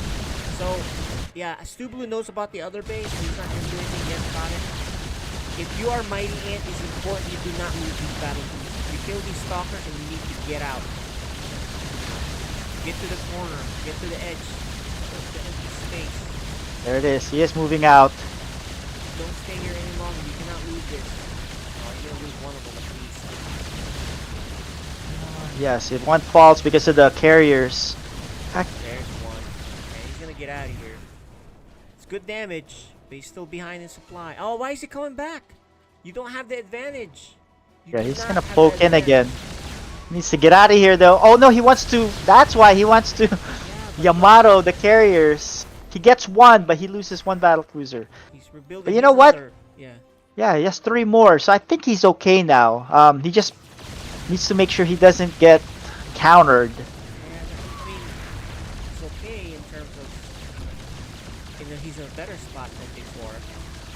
Because you look at the supply. Nice job. I think your plan here, look, if you're playing this strategy against Protoss, you gotta keep your battle cruisers alive, because there'll be a point you have enough battle cruisers that it's hard for Protoss to deal with it. But right now, yeah, head to head, Protoss is gonna crush you. I think. Yeah, I mean, army supply dictates that. Look at that. It's 125 to 72. But it's more. Yeah, once you get a critical mass of battle cruisers, you would need like a critical mass of Void Rays and Storms, and I don't even think Tempest would be a good option because although they do extra damage to massive units, Oh, but look at this. He has his battle cruiser upgrade is good. He has another base, so this is looking much better for Mighty Ant. yeah, +3 is started, which is good. There's just +1 is started for But there's Stu carriers, Blue. though. Carriers, you don't have to micro them, right? And you're the one that has to target. So just be careful here if you're Mighty Ant. You cannot lose your units. You gotta teleport out as soon as there's a fight. Yeah. Kill what you can Let's kill. see. Oh, look This at is- this big army coming. Mighty Ant making a ton of command centers. Will he survive long enough? Will he force a recall? Is he gonna F2 back? Let's see. This is a good attack for Mighty Ant. Actually doesn't need this base on the left. He's even trying to repair it. It falls right away. These battle cruisers just already cleared out this Stubu has army a ton here. of money, though. Look at that. He actually doesn't even need any more money. Yeah, Oh, it is a this ton of money. Oh man, this is a roller coaster. He's coming forward. Can he stop this army? I don't think he can. Oh This no, is he a uses base this. trade. He used this teleport to go to the main base. He probably shouldn't have done that. He needed his teleport Why to did go he back teleport home. There, he was right there. Yeah, he just needed to walk there. He might have misclicked. Who knows? But look at all these command centers. He doesn't have like the game one. He doesn't have the army to deal with this. But you know Get what? on. The battle cruisers can kill all of these buildings rather quickly. Oh, he never used that again. This is a base trade, but It's a base trade. what they say is you never base trade a Terran, even though you're double the supply. He's gonna lift them up. He has half the supply of army. He can't fight him head on. So that's the problem. He is lifting Yeah, and but- hiding stuff. Oh, but look, Stu Blue's already prepared to make another base on the bottom right. I like But Stu look, Blue's position. Mighty Ant's gonna find. He's gonna see this. Yeah, but you know, he still has to clean up. The minute Stu Blue goes home and takes care of these battle cruisers, and I don't think. And look, he's gonna lose another one. Mighty He Ant needs to doesn't have the teleport this. control. Yeah, he doesn't have the control to save his battle cruisers. He's gonna slowly bleed out. He only has 6 battle cruisers here. I don't think he can. He can do this, man. I mean, he has to be on top of it. But Yeah, head to head, definitely not. He hasn't shown the. But let's see, is he gonna get that +3 attack finished? 1! Finished just in time! But look, That's another- actually big. Stu Blue, look at him expand. Oh wow. Yeah, he has a lot of money. But he has that one worker going around making bases. Alright, so this is gonna be pretty tight here. Yeah. Okay. If you're a Mighty Ant, you better control perfectly these battle cruisers. If you get attacked, you run away. You cannot take a fight. Did he see that producing? Because he did send something going over Yeah, that. he sees it. He sees it. Alright, but he's just gonna go after the one lone probe. No, he's gonna actually take care of it now. Okay, there you go. And if Alright, he this is clean gonna be up the crazy. rest, he can win this. But Stu Blue, is he gonna recall? Oh, there's no recall. That's the wait. Well, there's yeah. one there. Oh, there he is. He recalls. So smart move by Stu Blue.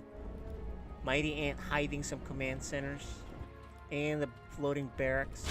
Oh, but watch this. This is the part he needs to teleport out. He cannot fight. Cannot fight. He needs to use up his Yamato cannons though. Yeah, that's the problem. Look, I told you he's gonna lose units. He's not quick enough on this, and now he's lost. He evenly distributed the Yamato instead of focusing on Oh it. my goodness! And he goes to the spot where you don't want to be. He did the same mistake here last time. Look, now he's gonna lose that. He doesn't have the army anymore. Even worse than before, actually. He's still alive, but the Well, main- if he Yamatos these carriers, he can win hard this to game. control. Just yeah, it's the control. yeah. Right. I don't know. He hasn't shown the control to do that. And there's some But, bases you know- here. Stu Blue has other bases now.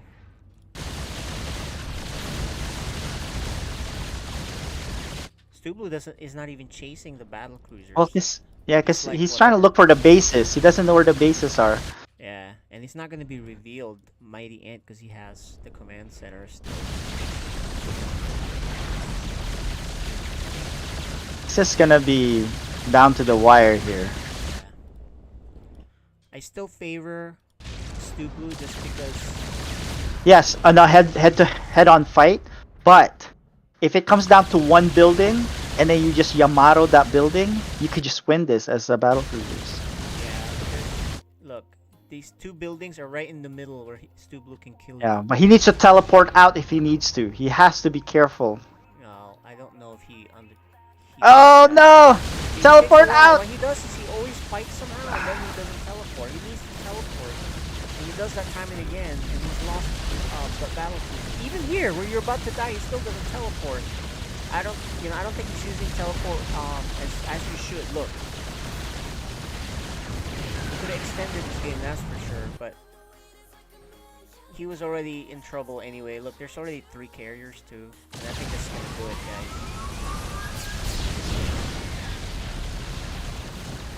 The last boat right there.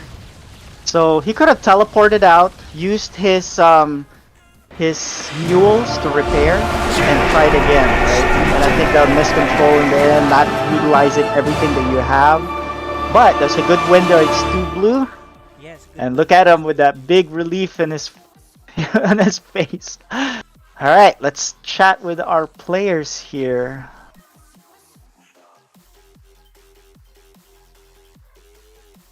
Good games, gentlemen. Woo! All 3 games. Nice win there for Stu Blue, but let's talk to Mighty Ant first. Number 1, let's ask you about your oracles and a fleet of oracles in game number 1. Tell us about what you were planning to do there and why you chose that route. I saw Hearthstone do it earlier in the day, so I was like, let me try this. Looks pretty good. Oracles into Blade Stalkers. But, obviously his macro was much better than mine, even though I killed a bunch of workers. But it's just... KJ, remind us, how many workers did Mighty Ant kill in that first game?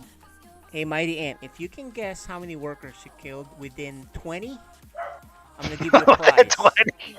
Let's see how big that is. Within 20, I'll give you a prize. Let me think, how many oracles did I make? I made a lot of oracles. And, a ton of oracles. I would say, I don't know, 28. Try 100 plus on top of that. I think you killed 130 to 150 workers. Well, shows and you. Yet, every time I looked up, Stu Blue was ahead in workers still. But it was a fun game, like what you said. You wanted to play and have fun with that, and I bet you had fun flying those oracles. But game number 2 was a good macro victory. That was a good mind drops, well executed. But game number 3, just the usage of the battle cruisers and teleporting when you teleported to his main base during that base trade when you don't need to use it yet, but then you were being attacked and you didn't teleport out. Well, were you confident in those battles with the battle cruisers? I kept messing up my hotkeys, and then my battle cruisers, I always hit like teleport instead of Yamatos, and it's just, I don't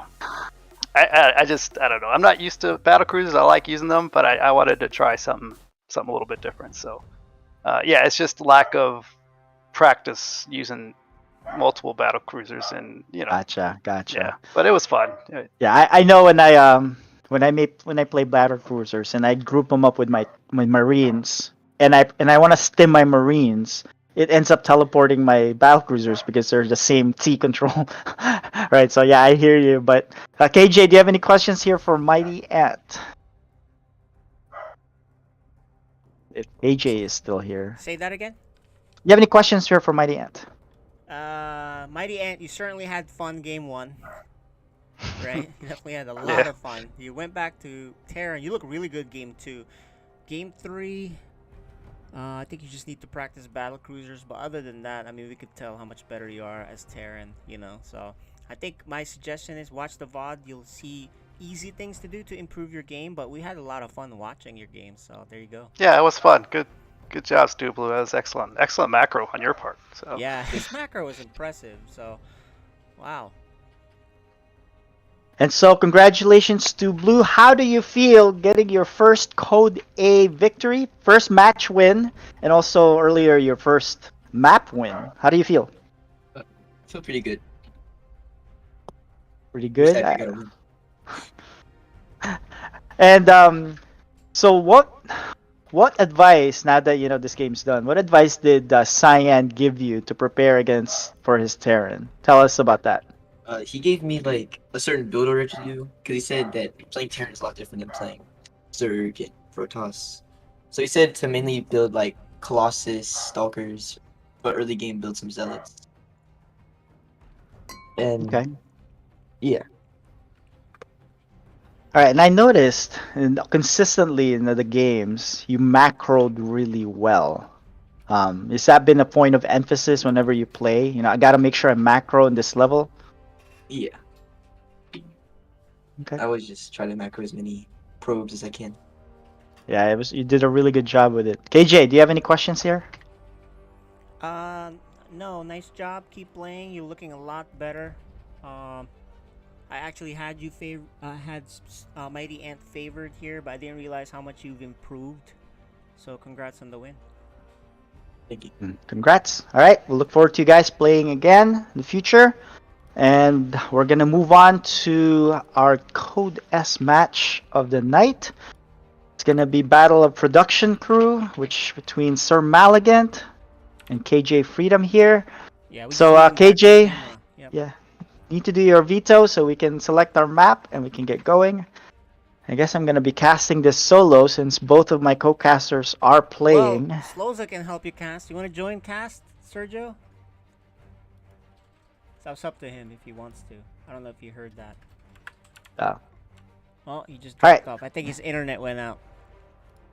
All right. In the meantime, get your map vetoes up, and then we can get going. Yeah. We just need Maligant on camera too, and then we'll get that set up.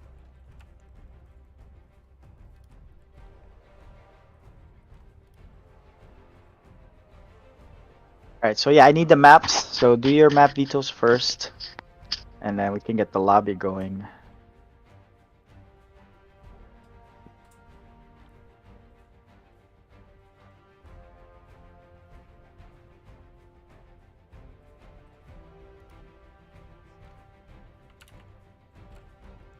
So yeah, we just need Maligant too on the.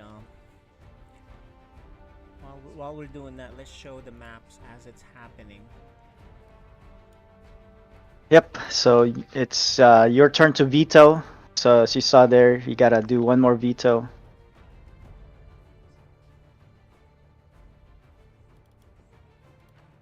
There it is, and we just need Sir Maligant to have his first, your second veto and the first map pick.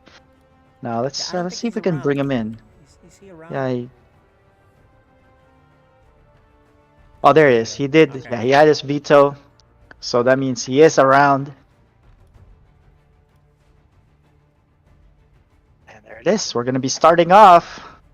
Surprise, surprise, with 2,000 atmospheres. Hey, you guys hear me? Yep. Yes. We just need you on camera, and then we can put you All right, on. hang on.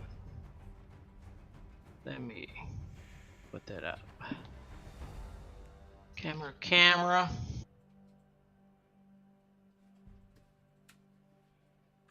Okay. Can you get on See here? if it doesn't miss my audio on the game. Oh shit. Give me a.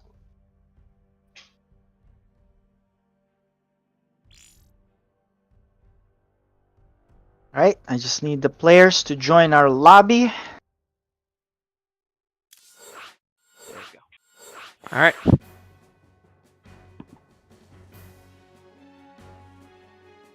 Give me 2 minutes. I'm gonna use a different computer, so I still have to put my own settings. So let's play Okay, well. a video.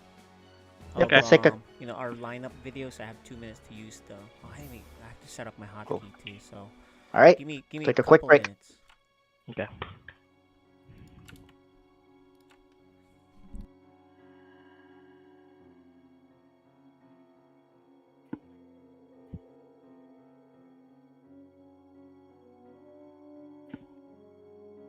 I'll be right back as well. Okay.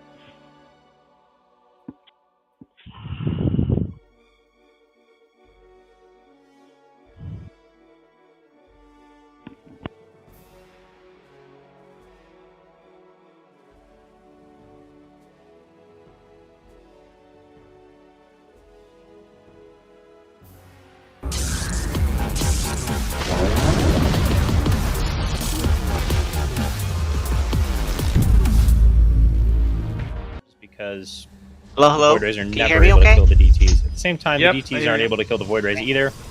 But it's a lot Yeah, Seth went up. harder for Void Rays to kill things quickly than it is for DTs. Now, the DTs are going So to it's work, and they're right on top of the Stargates, which is Mr. Uber XL's only means of detection. So if he kills these or depowers them, which he has done, there will be no detection anytime soon for Mr. Uber XL. And that's 8 DTs starting to rip through the army of Mr. Uber XL as well. Pone ripping through the army, going to get into the probes here soon. She's dropping a robotics facility, so, you know, potential there, but as soon as Pone sees that, he'll be able to target it down, and it's going to take quite a while for that to get done and get any sort of observers out. And I think this might just be a pretty straightforward, quick win for Pone. He seems to be setting somewhat of a precedent in his games of that sort. First game tends to just be a all-out cheese that wins pretty quickly. We'll see if he manages to switch up the script, though. What the heck is this?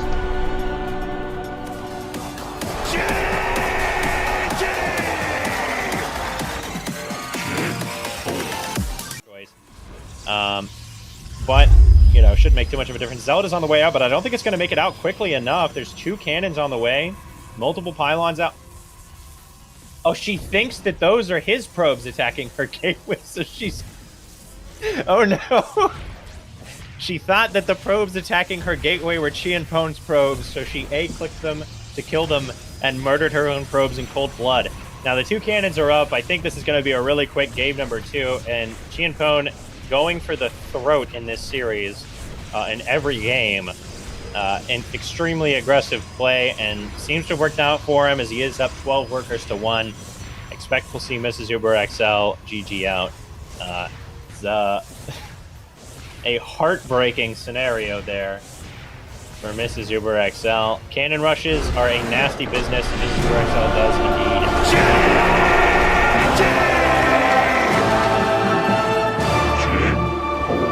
Base nonetheless, I believe, yep, was canceled. So that's pretty nice for Cyan. So the Immortals are starting to annihilate these roaches of Hyper Turtle. Yeah, and without speed, they're all gonna die if they try and burrow away like this. I mean, even without burrowing, I'm not sure if they can make it away.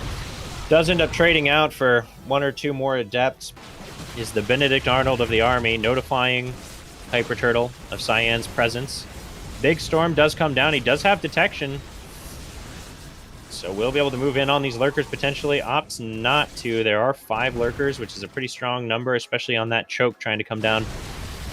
Hyper Turtle trying to charge in, but he does not have burrow speed for the lurkers, so he's ended up losing this fight in a major way, and I think pushing up was a mistake here. Trying to defend his gold, I think, but did manage to kill the detection and all the chaos, it looks like. Vipers are out. The accidental swarm host has popped, and that's when you know things are really getting hectic for the Zerg.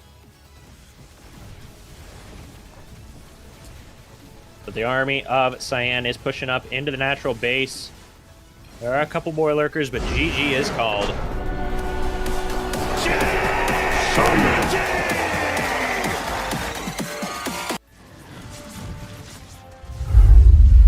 The thing is here, Hyper Turtle does not have a significant army supply advantage, but he does have a lot of queens. So it's going to be hard to see exactly how this fight goes. The charge lots are going to be pretty good here, but Hyper Turtle actually has a very nice little choke setup for his units here.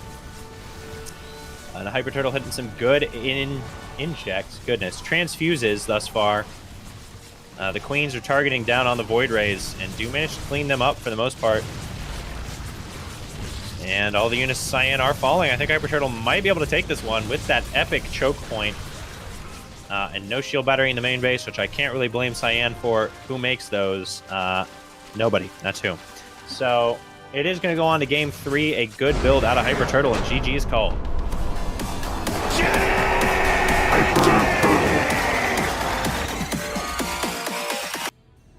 Instead of Cyan getting to fight your army in little bite-sized chunks, as is about to happen right here. Hyper Turtle F2s and pulls everything back to his natural base. I think potentially sacking the third. Nope, he's going to go in now. He has a few Corruptors out, which are doing their best against the Colossi, but the Colossi are doing their best against the Roaches, and I think their best is slightly better than the Corruptors' best. As all the Corruptors are now gone. Colossi still up and shooting. Stalkers fighting Mutalisks. Mutalisks do have +1, which is nice, but now they're targeting the Colossi. Do manage to take out the Colossi for the most part, but they're going to lose their lives in return, and I think it's going to be Cyan with the 4-gate attack initially. Never mind, it was on full shields. I think it was an accident. You know what? Still good. I still like it. All right. Cyan warping in on the front lines. We'll be able to turn those High Templar into Archons, and GG is called.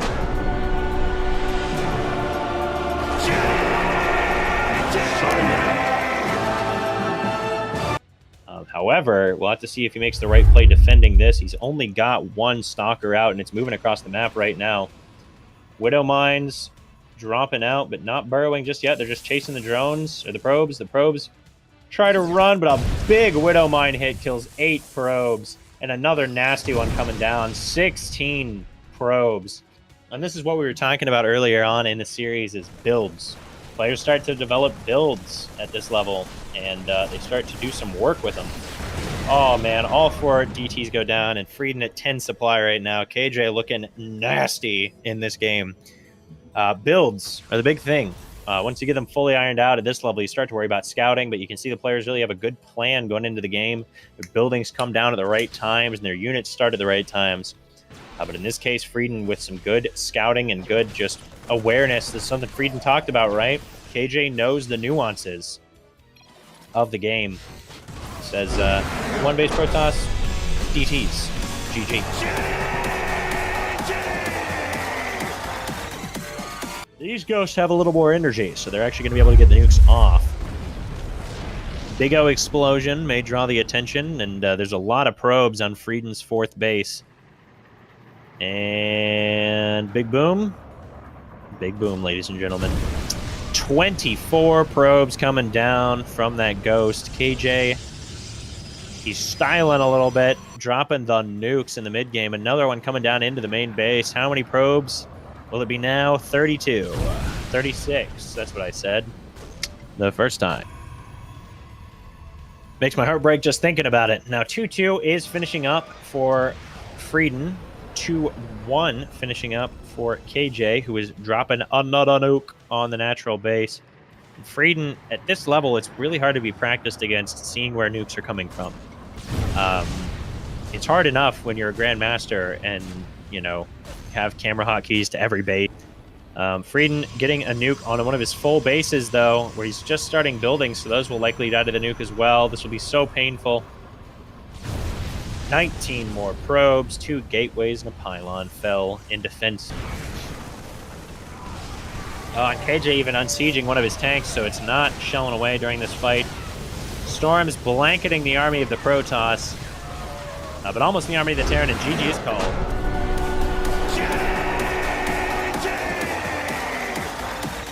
Army removed from the game, basically. Well, KJ's not disabling them, so... Oh, no. KJ, no! Okay. Does get 3 disables off. Gonna chase down and stem underneath. I like this. And, yeah, KJ's army kind of showing its dominance here.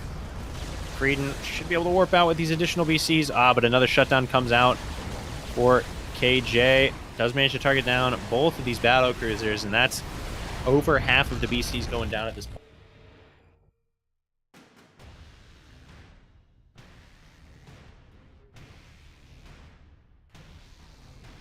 point. So, I mean, even with KJ, I mean, this is a hard army to micro for KJ. There's like 7 different unit types. Even with the little bit of missed micro where he loses a couple Ravens, still just dominating that fight with the Sables and Vikings. And continuing to push in against the BCs, which now no longer have their warp.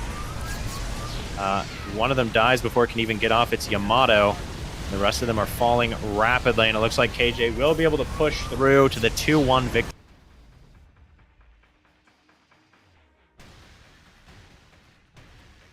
We back? Yeah. All right, we're back, right? Back.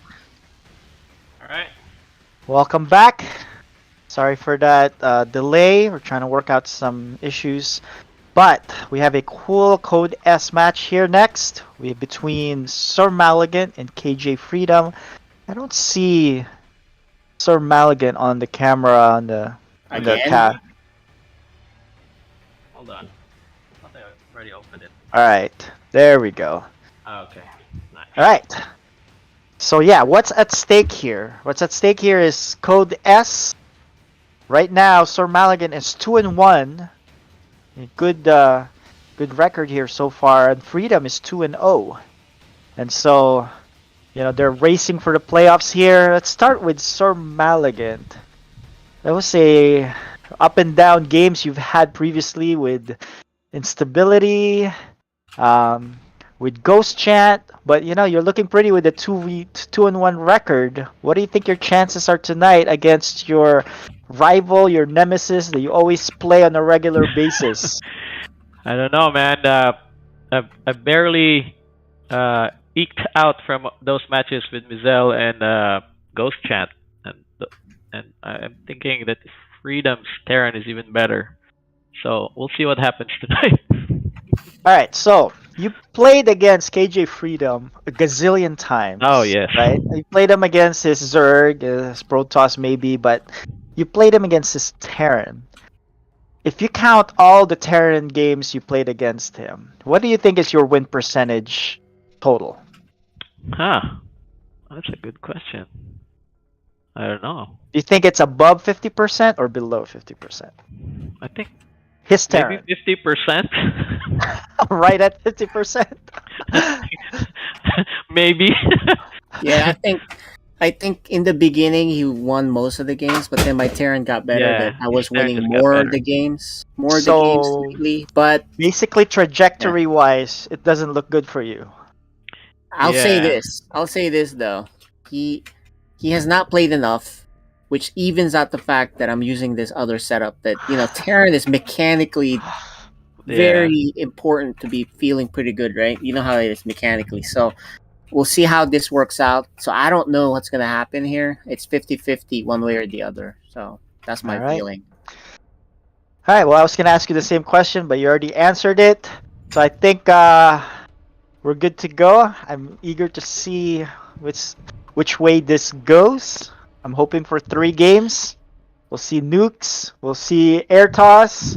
We'll see lots of Marines. We'll see a lot of explosions. And let's get going. Good luck and have fun. I'm going to mute and deafen both of you. All right. We'll talk to you guys after. Good luck. Have fun. All right.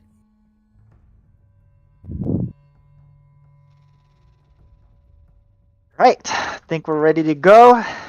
Let's start the game. I'm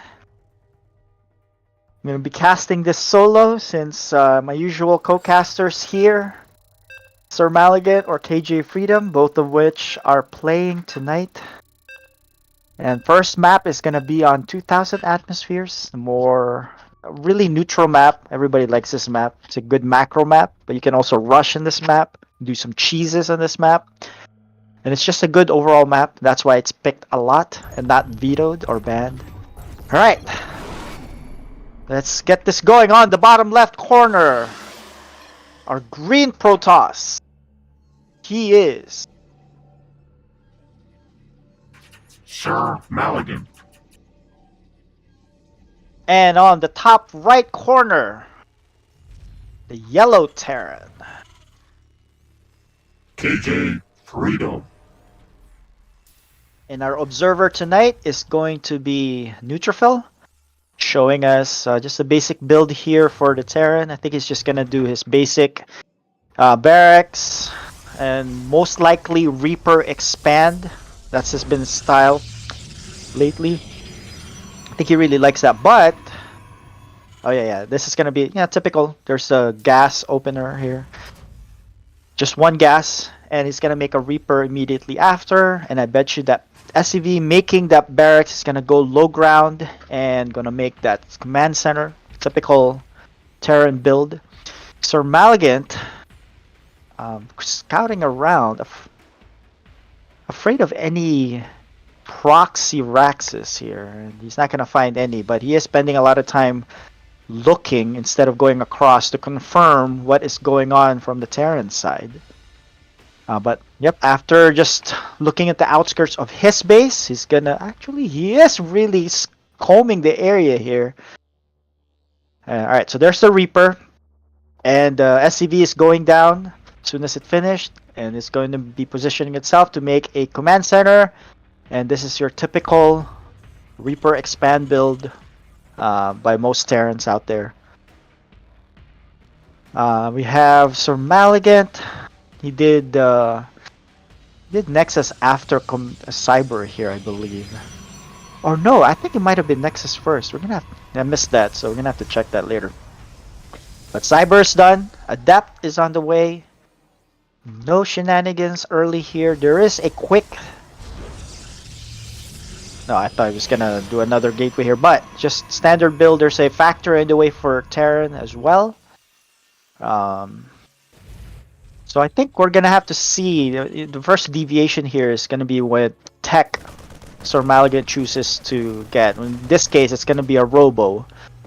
And Freedom did not close the door. I don't know if he wants to let him in intentionally, but the probe gets in, sees no gas. Keep in mind that Freedom is using another keyboard here. Might have not had his depot hotkeyed, so he couldn't close it on command. The Reaper did poke in, sees nothing other than the expansion is up. The Adept shoos it away. And let's see. Alright, so the Adept, actually the Reaper's gonna commit now. He's gonna go all the way in. It's gonna scout around. Good shade here for Sir Malagant to anticipate it going to the other side and cancels it and deals with the Scouting Reaper. He does need to fix this one probe though. And he does so. These are our Code S players. Code S players are ranging from Diamond 3 all the way to Diamond 1. We do have a low Masters player, but he sometimes off races. So his Protoss Neutrophil is a Masters level, but he plays other races as well. Alright, so a Mind burrows and it's gonna get this Adept and not microed by Sir Malagant. Loses the Adept for nothing. Yeah, he could have microed that better. Looked around, or at least sent the shade in to check out what's in front of him. But instead he loses that Adept. And I think, wait, he's making 2 Twilights. This is a mistake. Unless he really wants to research Charge and Blink at the same time. But that's really inefficient use of resources at this stage. Typically you don't need both at the same time. You can just get away with researching one and then chronoing the other. Alright, so Blink has started. And did he cancel it? No, he did not. So he does have 2 Twilights and he's not utilizing the second Twilight. So there's a mistake here for Sir Malagant. Gateways are in production. I think he's waiting for mine drops. And I think he's played KJ Freedom enough to have seen this many times. And he is going to be looking out for mine drops, which is on the way. Blink is on the way. It's almost halfway done. Now you can't, unless you have enough stalkers here, which I don't think he has, you can't stop all of these mines from burrowing. So you're gonna need to have a good pull on these probes when you spot these mine drops. Mine drops are incoming. It's at the 6 o'clock location right now, and I think when it gets closer, it's going to use its boost to get in there. And let's see how fast Sir Maligan reacts here. Here comes the mine drop. Here's the boost. One drops, the second, and the third one is left behind. No reaction here. There's a late reaction. Actually, only 3 probes, but there's a fourth. The third mine drop is gonna hit all of these. Oh, 14. He sent them away, but he did not micro them enough. The third mine followed it all the way to the corner, and they were all sitting ducks. At the end of the day, they're about tied in probes, but that was still painful. There is already a third command center for the Terran, and Freedom is ahead in supply. Yeah, that was a bad mine hit for Sir Maligan. He did pull them in time, but he pulled them in a corner and left them be. The mine chased it. Now the medevac is coming in again. Good snipe there for Sir Maligan. There's a win for him. He had blink already, so he was able to take shots at the medevac, and then when it's getting away, blinks under and finishes it off. That was a good move. So that makes up for the 14 probes that are lost, but I think by net, he is behind. He is getting his Robo Bay. I'm pretty sure he's gonna go Colossus here.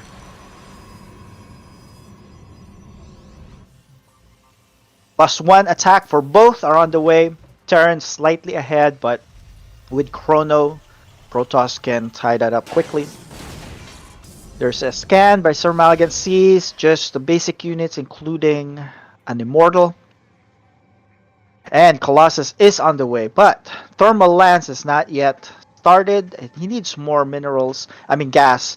And at this point, a Protoss needs to have its third base by now. Because Terran usually makes their third base in the main and then just floats it down, which he's doing now. So the third base is going to be online right away. Protoss needed to have started it a long time ago, and right there he's already behind. Let's see. There it is. The third is finally starting. And he's already... Oh, is he going to rally his probes down here? There's another probe there that just kind of stopped in the middle of the mineral line. Alright, Thermal Lance is halfway done. It's being chronoed. More gateways in production for the Protoss. Terran, in the meantime, is just building up his Bioforce. +1 is almost done.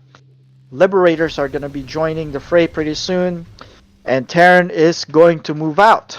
And I think this move out is going to see if he can cancel the third. I'm wondering if he's anticipating the third to be located in the triangle position. He's going to get there. He's not going to see it. And he's going to assume it's a linear third. At that point, he might swing around. And he has to be careful. There's Blink here. And one medevac gets picked off right away. Bioforce is not with the army, so he does not have healing. But the Colossus gets disabled and cannot fire back. And Protoss loses his entire army here, save for one Stalker, which runs all the way back. Now there is overcharge here, which he needs to use soon. And yeah, Colossus is going to be joining the fray here.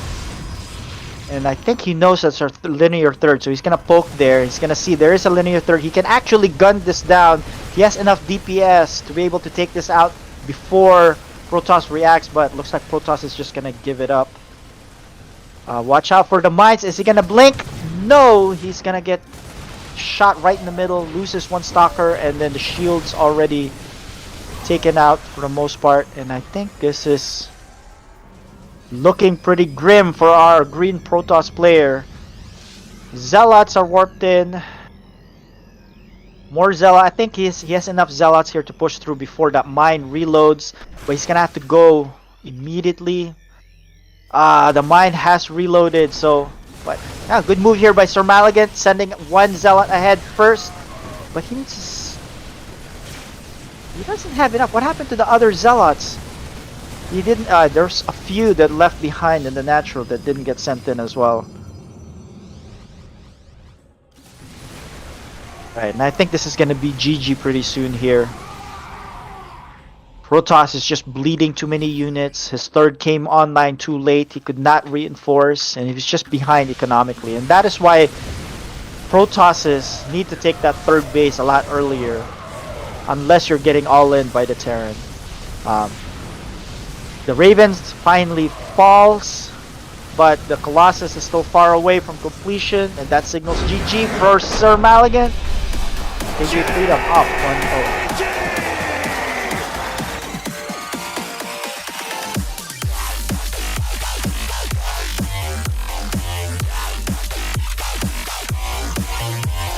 I think that game really started badly for Sir Maligan because of the 14 probe deficit right off the bat. The mine hit really did a lot of damage, and he just lost track of that third mine, and that essentially cost him the game. It's hard to recover from that. That means that you're mining a lot less. Your third is gonna get online later. And because of that, he was just way behind. And army supply, he was trailing on the entire game. Alright, so with that, KJ Freedom's ahead 1-0. Game number 2. It's going to be on Curious Mind.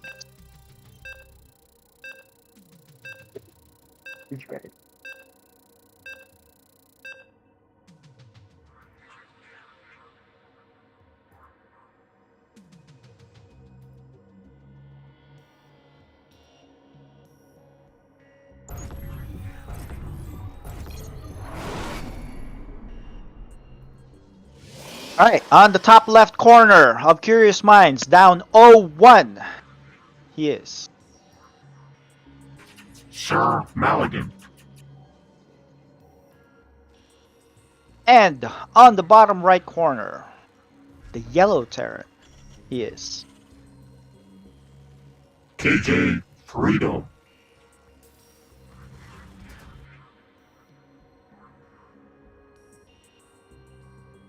Hey, looks like a proxy for our yellow Terran here.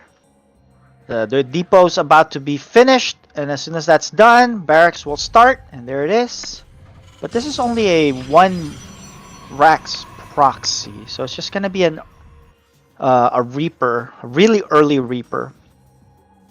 Now, if Sir Maligan, which he did scout diligently earlier, he is gonna scout this eventually, and that should be in time for him to make a decision on putting down a Cyber first before Nexus.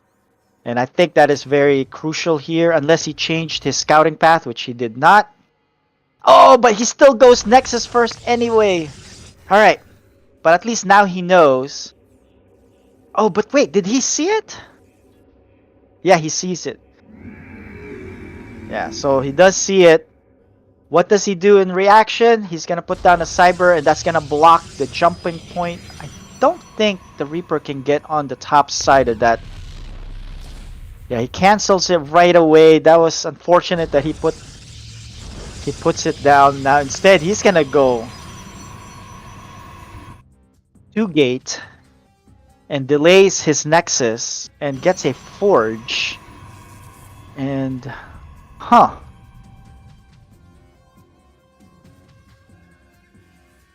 Right, but at this point, once you put your infrastructure down on what you need. Yeah, so he didn't close this off completely. Now Zealot's on its way, so this will delay this Reaper, or really keep this Reaper busy, but he needs to micro these probes. He's gonna lose 1 right away. Alright, so I think it's time to go mine with those probes now. You don't need them to chase the Reaper. You're pretty safe at this point with the Stalker coming out. 2 Reapers are on the way. Alright, so he's going to be making a lot more Reapers to be aggressive here and put a lot of pressure. There is a Engineering Bay block for Sir Maligan, but Protoss will have enough units now to clear that out rather quickly. There is... I think he's really scared here. He even makes a cannon. Whoa! But he lets it finish. KJ Freedom lets this one finish instead of letting it go all the way to 98% and canceling it later so you get your money back. The Stalker is chasing this SCV. Eventually it'll catch it because it is faster than the SCV. There it is. It cleans it up. And it's gonna go back home. The Reapers are gonna poke up again. And let's see how fast Sir Maligan reacts here. He's not fast. He's not reacting fast enough. There's a shield battery, but that's not gonna finish for a while. The two Stalkers are finally here. They're gonna deal with. They're. Oh look, that one cannon was really in good position to kill that one Reaper. Another Reaper falls, so the third one survives. But like I said, it's a quick. The units here for Sir Maligan made quick work of that engineering bay. So it would have been nice if he didn't let it finish and just let it. You can just cancel it when it's about to get destroyed. But you know what? Sir Maligan is behind here. He does not have a Nexus, and I think he's just gonna go all in from here. He does not have a warping point here though, so he can't reinforce. There is a bunker, but I think he can destroy this bunker before, because the SCVs are not down low. Oh yeah, they are being transferred now. And he's spending a lot of time with this barracks, giving plenty of ample time here for Freedom to react to this.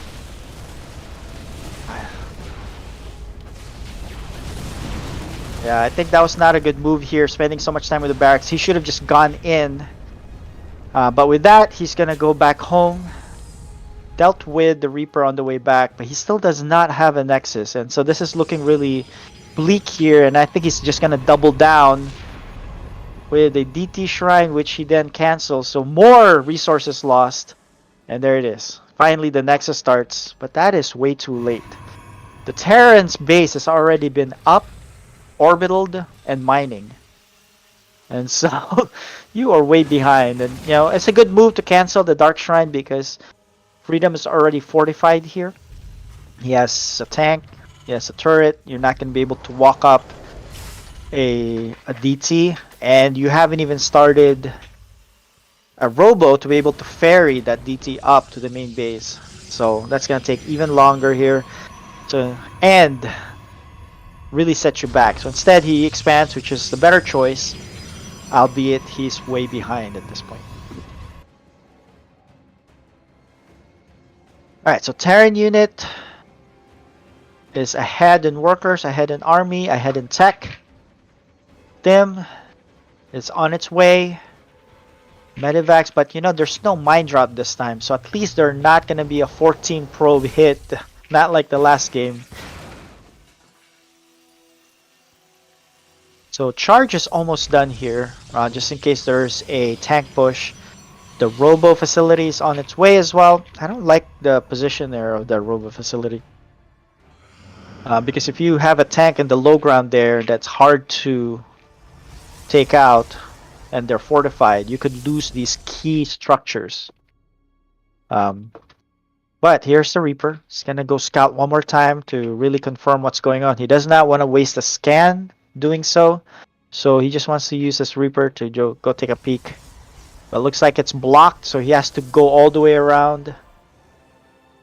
And he's gonna confirm that there is no third, and he should be happy about that.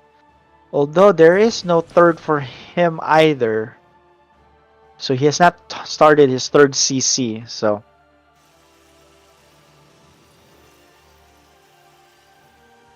alright, so the longer this goes, alright, gives the Protoss an ability to catch up. There's a third CC started in the main base. And Sir Maligan confirms that the third CC has just started. So he's not too far behind. He can put down his own Nexus. But yeah, actually he's going to do that now. He's going to send down his probe, make his third Nexus. And he should be in okay shape.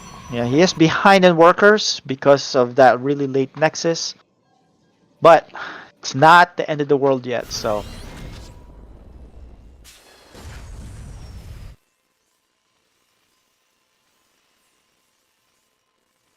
Good defensive setup here for Freedom.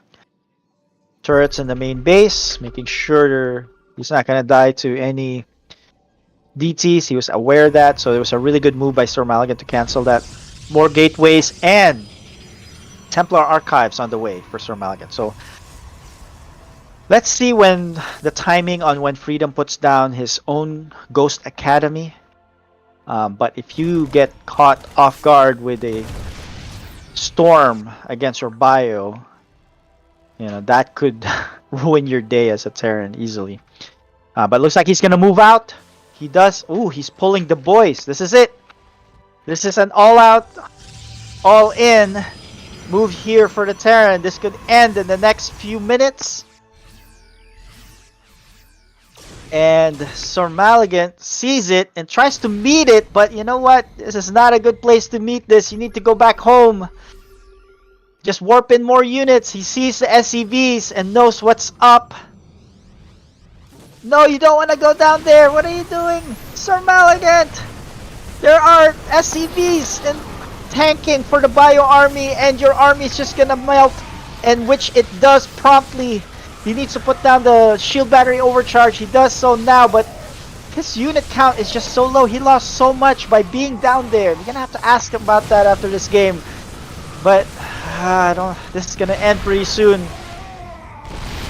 If he can survive this, which I really doubt he can, because there are 2 tanks down there with the Liberator support, and there's even a Raven.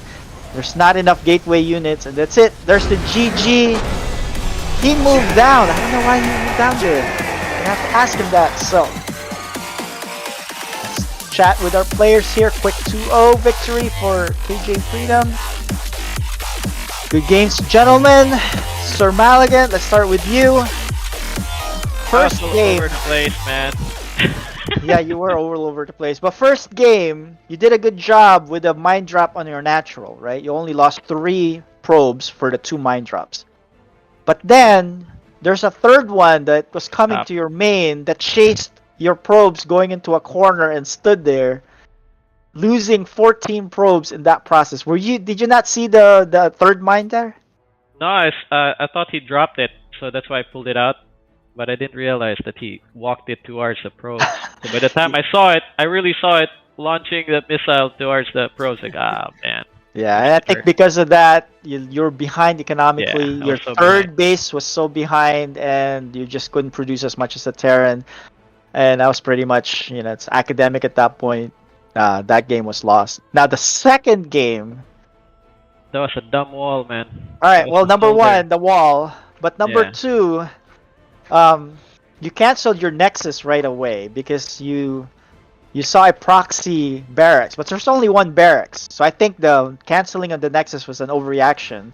Yeah. But the biggest part there is you still had a chance in the late game there, but he pulled the probes. I mean, he pulled the SCVs. So he had a big chunk of the SCVs gonna fight you with his Marines and Marauders. And you saw that, but then you went to meet him in the low ground. What was the reasoning behind that? Yeah, well, mine was to delay him, and I thought I had blink. So that's why all my stalkers get caught there. So, I was planning to meet him down there, so that to slow down the push, because I knew he had tanks. I saw from the observer's call he had tanks, so I wanted him to slow down that push, make him siege twice at least before he gets to my main. My natural. But I got caught with on the ramp. My stalkers couldn't go up because I thought I had blink. I was like, oh man. God. Gotcha.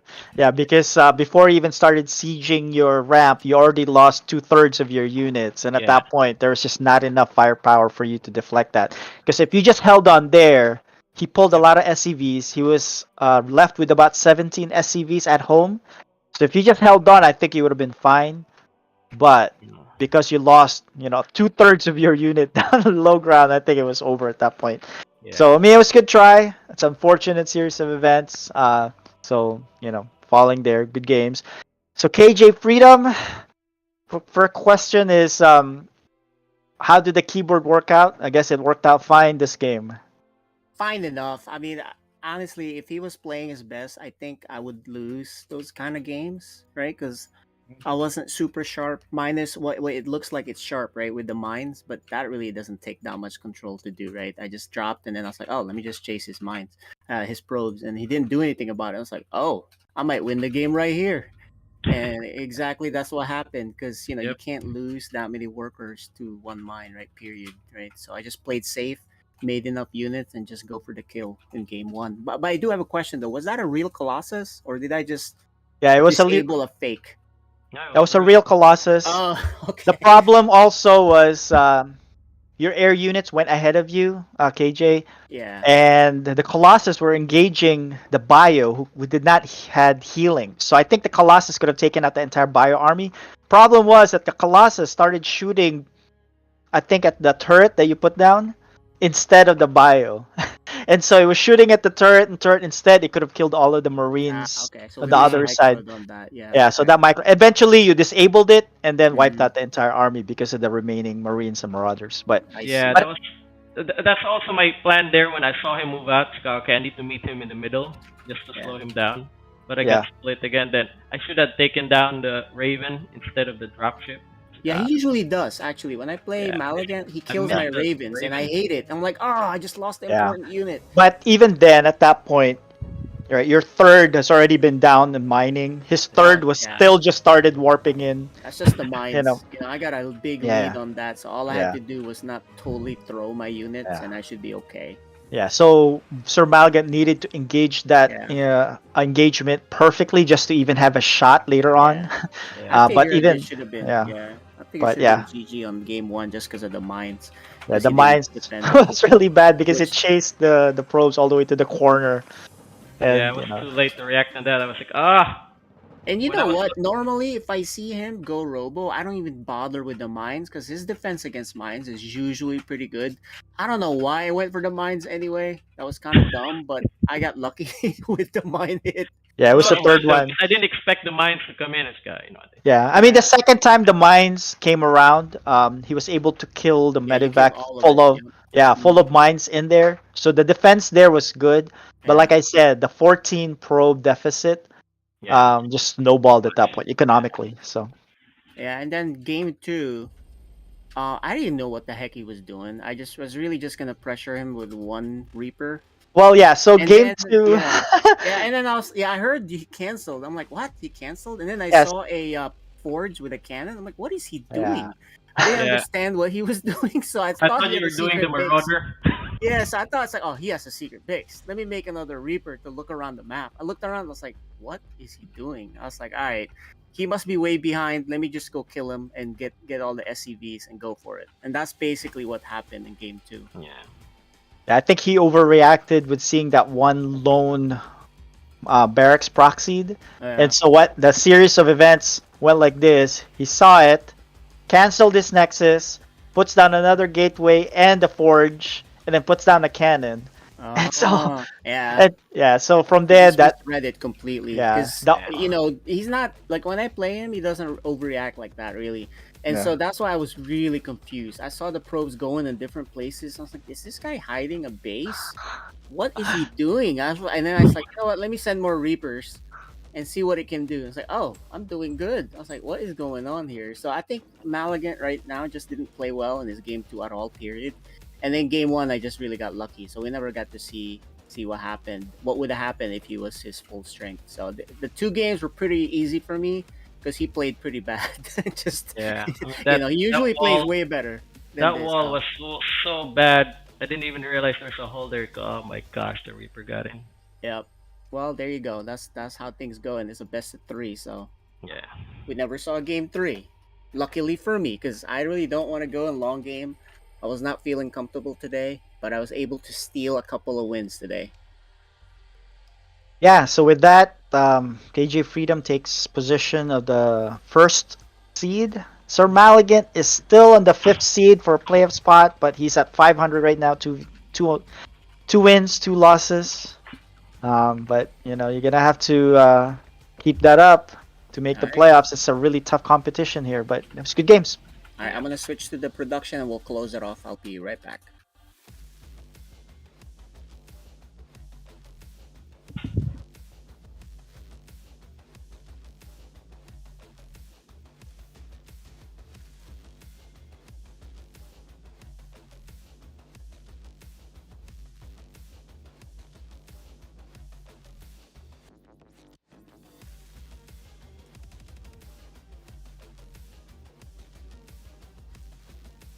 All right, we're back, guys.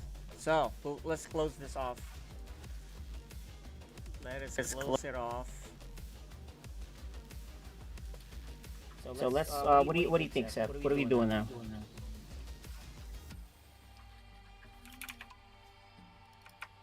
Oh, it's muted. All All right, we're back. So Seth, let's close this sucker off. What are we thinking? Well, we had some exciting games tonight. Started off with a bang with the Tortoise and Hare and Kodeo games. Yeah. Right, those the first game was really exciting, really down to the wire, and it swung back and forth in terms of who's ahead. But eventually Kodeo closed it off. And then we saw Stu Blue getting his first Code A victory. Pretty impressive macro games. So, I'd like to see, he's really improved, but I'd like to see now how he stacks against the other Code A players in the future.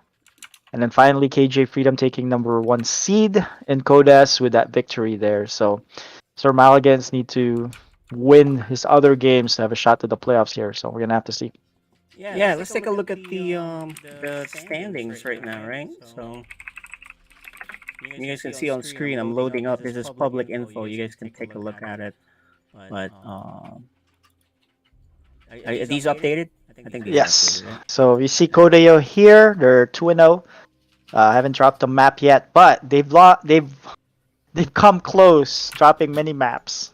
But for some reason, they're able to close out all those games. So they're 4-0 in maps and 2-0 in wins and losses. And then Code B didn't play tonight, but Code A we had Stu Blue, and he's right there at the fourth slot, which is the playoff spot. But there's still plenty of games. He's 1-1. And then finally Code S here. We have Freedom and Instability. Dark Menace and Neutrophil also, both of them undefeated as well.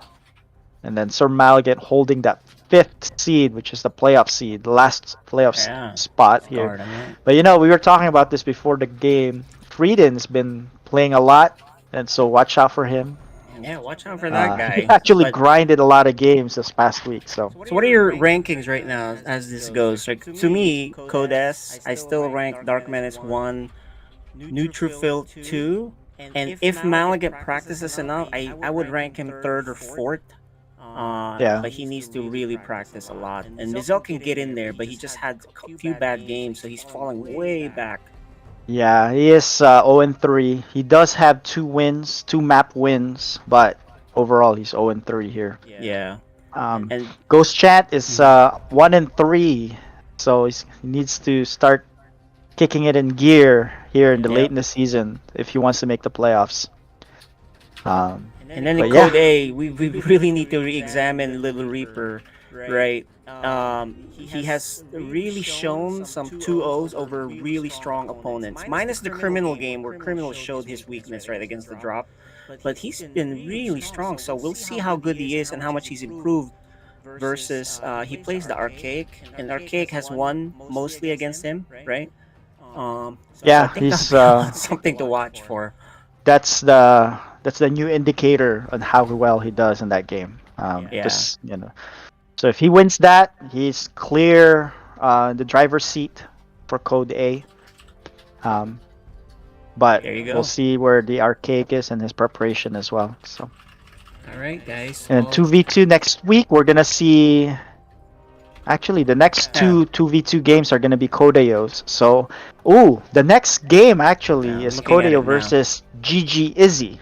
Oh, that'll be really good. That would be, to me, number 1 and 2. I know GG Izzy lost, but I think with their full strength, full race, proper combo of races that they usually do, right? I think they definitely have a good shot of dethroning Kodeo, at least on this match, right, in the best of 3. Yeah. We did see that. I mean, they did play Zerg and Terran because that's their go-to race, GG Izzy, against the Blind leading the Deaf.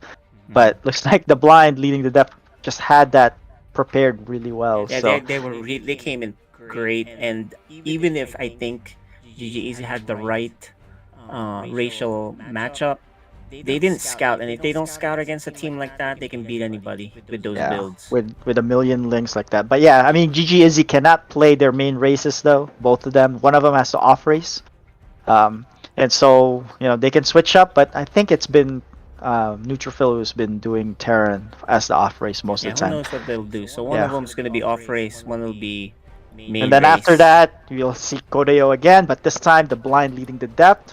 I'm sure they're gonna have something prepared. Everyone's on notice. They're on notice. So they'll be scouting galore for sure. Yeah, and next week we're gonna see Code B once again. This time Fenrir, Mrs. Uber XL. And then, like what you said earlier, Little Reaper and The Archaic duking it out next Wednesday. That's and a then good one, guys. Yeah, and then we'll see Frieden, who's been playing a lot lately. We looked at his match history. I think he's played about 100, literally 100 games this past week. So, wow, that's and these are 100 ranked and unranked ladder he games. He doesn't goof off. He's not doing some funky customs games. And so the Maligan better be on his best A game there, because the way he played today, honestly, I think if he was a little bit better, he would have had a much better showing. But if he played the way he played today against Frieden, he could definitely lose that. Because normally I'd favor him over Frieden. Yep. So that's actually a key matchup for both of them. And then after that, next week is also Instability and Dark Menace, which is a big game for both. It's a good statement game for it's a good statement game for Instability to really show that this code S is for her to taking, right? If she wins Dark Menace, if she wins that game, I'm gonna reevaluate and put her at number 2 spot, or maybe number 3 spot, maybe even number 1 if she 2-0s Dark Menace. But and then the big matchup the following week, which is Dark Menace and Neutrophil. So that's a big matchup. That's a good one. All right. Yep. So, that's what we have in the next week or two. A lot of exciting games. We're nearing our midpoint of the season. So a lot of games still. A lot of positioning could be changed here in the next few weeks, but looking forward to it. Okay. Well, that's really a lot of fun. It's Friday night, so you guys enjoy it, and we'll see you guys next Wednesday and Friday. Next Wednesday, All right, guys. We'll see you all later. GG's.